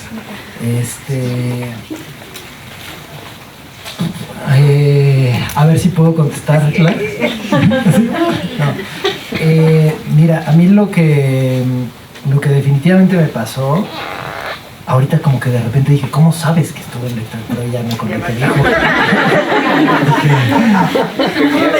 ¿Cómo? ¿Tanto veo? Se nota que... No, pues sí me pasó que cuando yo llegué a estudiar a Praga, estaba en el proceso justamente de tesis de la escuela.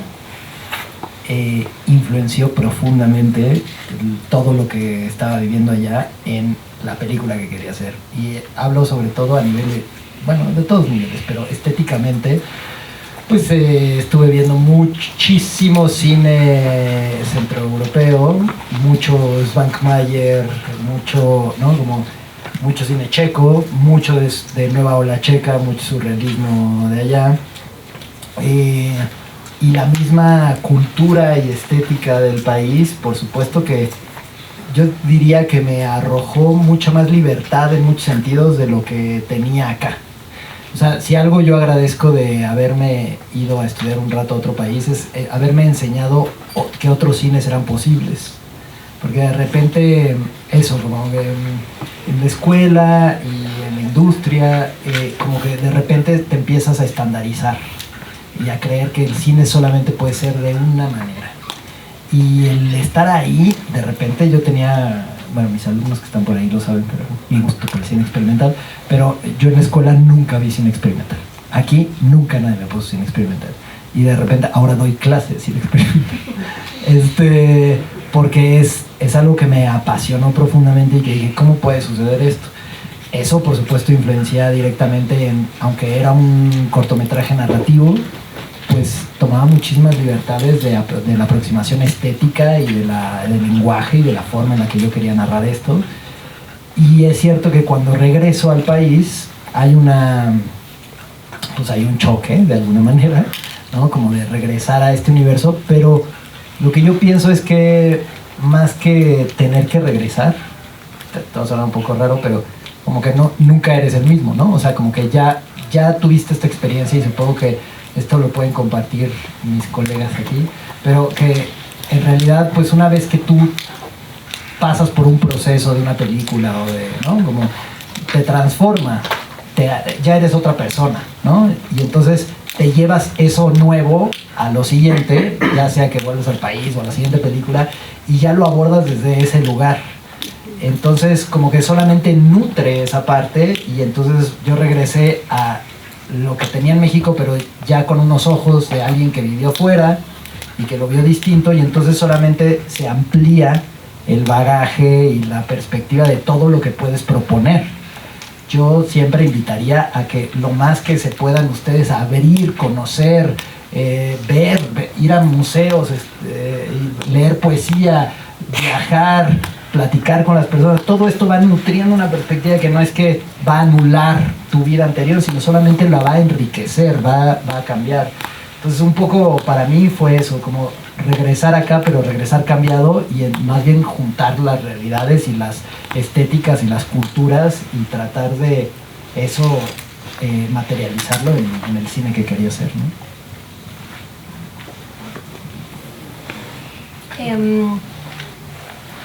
Respecto a tu pregunta, si como que haces tuyo algún personaje o algo, en mi caso creo que no con los personajes, pero no, o sea, no concretamente con los personajes, pero sí creo que ha habido varias películas que me han permeado de tal manera que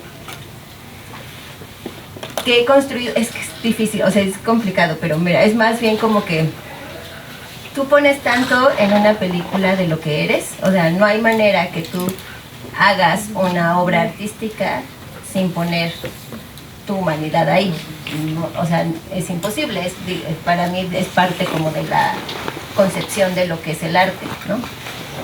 Por lo tanto, no hay manera que esa obra artística no te permee también a ti. Entonces, creo que siempre que haces, que intervienes en un proceso creativo o que participas en un proceso creativo, vas de alguna manera a hacer tuya lo que se construye ahí, ¿no? O sea, entonces, para mí siempre, más que personajes, es creo que como ideas, ¿no? Como ideas y emociones, porque para mí el cine ha sido lo que más amo de esta profesión, es que me permite, ahí hasta voy a llorar, que me permite, digamos, como explorar en mí misma y poder, digamos, como, que la palabra no es lidiar, pero acercarme a lo mejor a emociones que no me es tan fácil acercarme en la vida normal, o a ideas, ¿no? O a construir ideas en las que creo o puedo no creer, pero que de alguna manera van a transformar la forma en la que veo el mundo, ¿no? Entonces, lo que me parece más bonito del proceso de creación en una película, independientemente del departamento del que seas partícipe, es que es imposible que no te atraviese, ¿no? Es como que tú pones, pero también tomas, o sea, es como, como que es un círculo, no hay forma de salir de eso. Y si un proyecto no te da eso, que puede ser, ¿no? O sea, pues no lo disfrutas tanto, ¿no? O sea, es decir, como que al final se convierte en una chamba, que está bien, o sea, el trabajo es digno y es bueno, pero no, pues sí, ¿no? Pero al final no, o sea, pues es como mucho más disfrutable tener un proceso así. Y disfrutable no necesariamente, no siempre son emociones chidas, ¿eh? O sea, yo también he pasado por proyectos en las que las emociones con las que me confronto y las emociones que me dejan son sumamente incómodas, incómodas de terapia o de no salir de mi casa y de, o sea, pero que al final pues eso es lo que te transforma como ser humano, ¿no? No siempre es así como el amor, o sea, no, también hay cosas feas, complicadas, no feas, ¿no? Pero complejas. A ver, en el caso del diseño de producción, yo siento que sí hay, como nos acercamos tanto a los personajes porque tenemos que crear su mundo, siento que sí hay como un proceso muy intenso de acercarse a los personajes, tanto que, a ver, cuando yo decoré 5 días sin Nora, que era la decoradora, no era la diseñadora de producción, me pasaron cosas muy raras en relación a eso. O sea, por ejemplo, no sé, me pasó que de repente decoré una habitación de hospital y puse un cuadro que encontré en un tianguis y que me pareció interesante por lo que transmitía el cuadro, como el feeling en general, pero ni siquiera algo muy clavado. Y cuando Mariana Echenilla lo vio, me dijo, ¿ese cuadro de dónde lo sacaste? Y yo, de el tianguis, Y me dijo, mi abuela tenía uno igualito. Y la historia de 5 días sin Nora es la historia de la abuela de Mariana Echenilla. Wow. Entonces era una cosa muy loca porque como que ella me decía, es que estás poseída por mi abuela, ¿no? Y yo estaba decorando. Pero sí había una cosa, pero tenía que ver con que yo había leído los diarios de la abuela. El proceso de preproducción había sido larguísimo y yo como decoradora me metí mucho más de lo que los decoradores se meten normalmente en los procesos de las historias, porque tenía un diálogo muy directo con el diseñador de producción, que era Alex García, y fue tal trabajo de depuración, de decidir qué sí había, qué no, qué poníamos en la decoración, que yo creo que todos estábamos poseídos por el personaje. O sea, no, sí había una cosa como muy intensa, pero de entender el personaje. Entonces, como que no lo podíamos evitar. Y yo pienso que eso sí pasa. Y pasa, y no lo estoy diciendo de manera esotérica, no soy esotérica, pero creo que sí pasa, como que en la medida en que intentas entender un personaje desde la humanidad, y sentirlo real, sí pasa que de repente todo lo que descubres de ese personaje, porque lo llevaste de un mundo ficticio a un mundo real dentro de la historia que estás contando, que te marca y que de cierta manera lo estructuras como una persona. Entonces, y de repente dices, no, esto sí lo puedo usar, esto no, esto sí es congruente, esto no. Y entonces, pues sí te alimentas de eso. Yo hay películas que he hecho donde los procesos creativos para descubrir un personaje, descubrir un espacio, para mí siguen siendo importantísimos, y es una película que fue mi segunda, tercera película, ¿sabes? Y sigo valorando el proceso como llegué a esos personajes.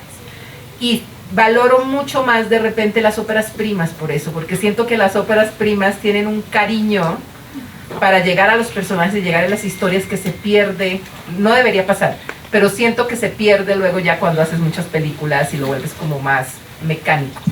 Entonces, me encantan esos procesos. O sea, siento que para mí es algo indispensable para hacer películas.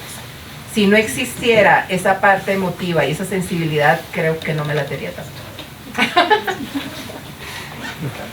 Y como parte del recuerdo o esto, pues sí, o sea, una vez que se mete uno en esto, yo me acuerdo cuando trabajé en la primera película en el año No Caña, yo estaba haciendo vestuario, no, sí, digo, no había ni nacido, yo creo. Yo estaba haciendo vestuario, pues sí. Y de repente me decía el director, uy, ya te inoculamos el virus del SIDA, ¿no? Yo decía, exactamente a qué se está refiriendo, y por supuesto, o sea, eso fue hace 36 años, y de repente no hay manera de salirse, o sea, ya no hay manera porque forma parte de tu vida y de tus recuerdos, o sea, el tiempo es cuando esa película, ¿no? Y tu vida, ¿no? Ah, sí, cuando mis hijos eran chiquitos, yo estaba haciendo esa película. O sea, de verdad, se vuelve una cosa así, incluso los sueños, a mí me pasa mucho, como bien dice Diana, que regreso a la primera película que hice dirección de arte, que fue La mujer de Benjamín, tampoco había nacido. Y de repente me sueño en los lugares, en los caminos, y llego por el otro lado, ¿no? y veo a los actores no como en la película, sino entonces digo, ¿y por qué soñé? O sea, ¿por qué les sigo dando vueltas a una cosa que me pasó hace 36 años? Es como la vida misma, o sea, uno vuelve a, ¿no? Soñar al papá que se murió hace 20, no nada más resuelves o tal, pero sí empieza a ser parte de una cosa, pues muy personal.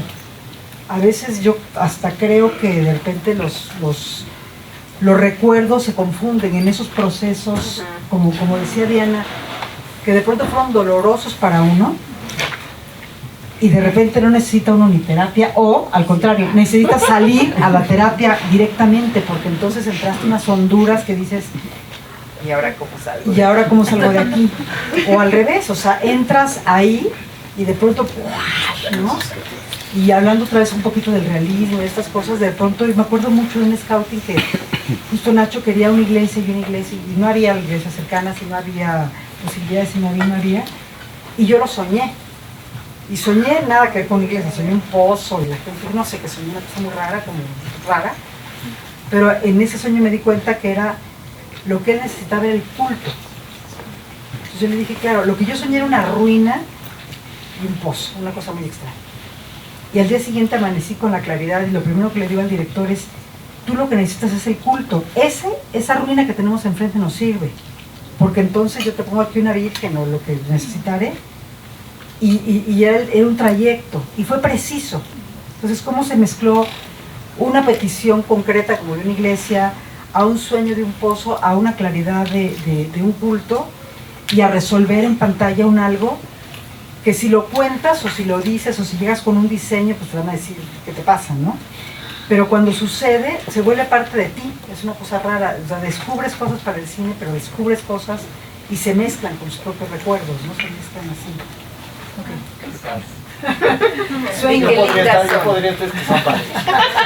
Alex y todas las demás, lo que hemos hecho en las otras mesas es con una frase cómo cerrarían desde sus... Sí, yo sé, es complicado, perdón, pero así como el resumen, ¿cómo lo cerrarían? En una frase cada uno. Empieza por la gloria, porque es la que no tiene más claro.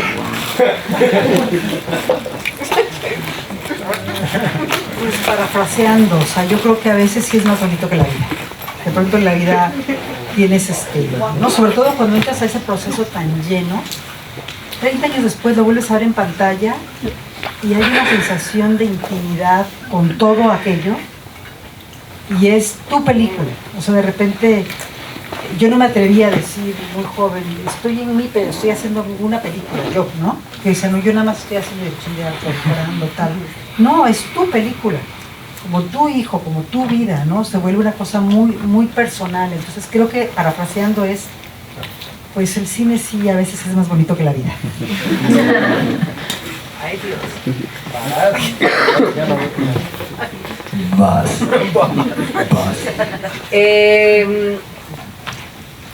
Pues digamos que en relación a mi trabajo, creo que lo que más me gusta es crear universos. O sea, creo que para mí eso es hacer diseño de producción. O sea, crear universos que conllevan una cantidad de mundo atrás, ¿no? Bueno, yo... No venía preparado, pero es mi clase. Bueno, yo les diría que el cine es un pretexto para adentrarse en universos propios. Entonces, que dejen que esos procesos los atraviesen y los transformen. Y algo muy bonito, Alex. Voy a cerrar con algo muy bonito, que no es mío, que están mis alumnos aquí, entonces voy a usar la frase que iban a poner en Instagram ellos. No, justamente estábamos leyendo el libro de Kandinsky de lo espiritual en el arte. Estábamos teniendo una discusión justo sobre eso. Y hay una frase muy, muy bonita en el libro, que en realidad no es de Kandinsky, es de Schumann, y dice que el arte envía luz a las profundidades del corazón humano. Y pues un poco lo que hacemos todos los que estamos aquí, es eso. A veces no sabemos un poco cómo es lo que estamos haciendo, a veces nos guiamos un poco por la intuición, los sueños, las emociones, pero un poco lo que estamos tratando siempre es de hacer arte que tiene que ver con esto, de conectar con el otro de una manera profunda, y particularmente para mí la colaboración que sucede entre la fotografía, el diseño de producción y la dirección es fundamental para poder lograr esa conexión con el otro.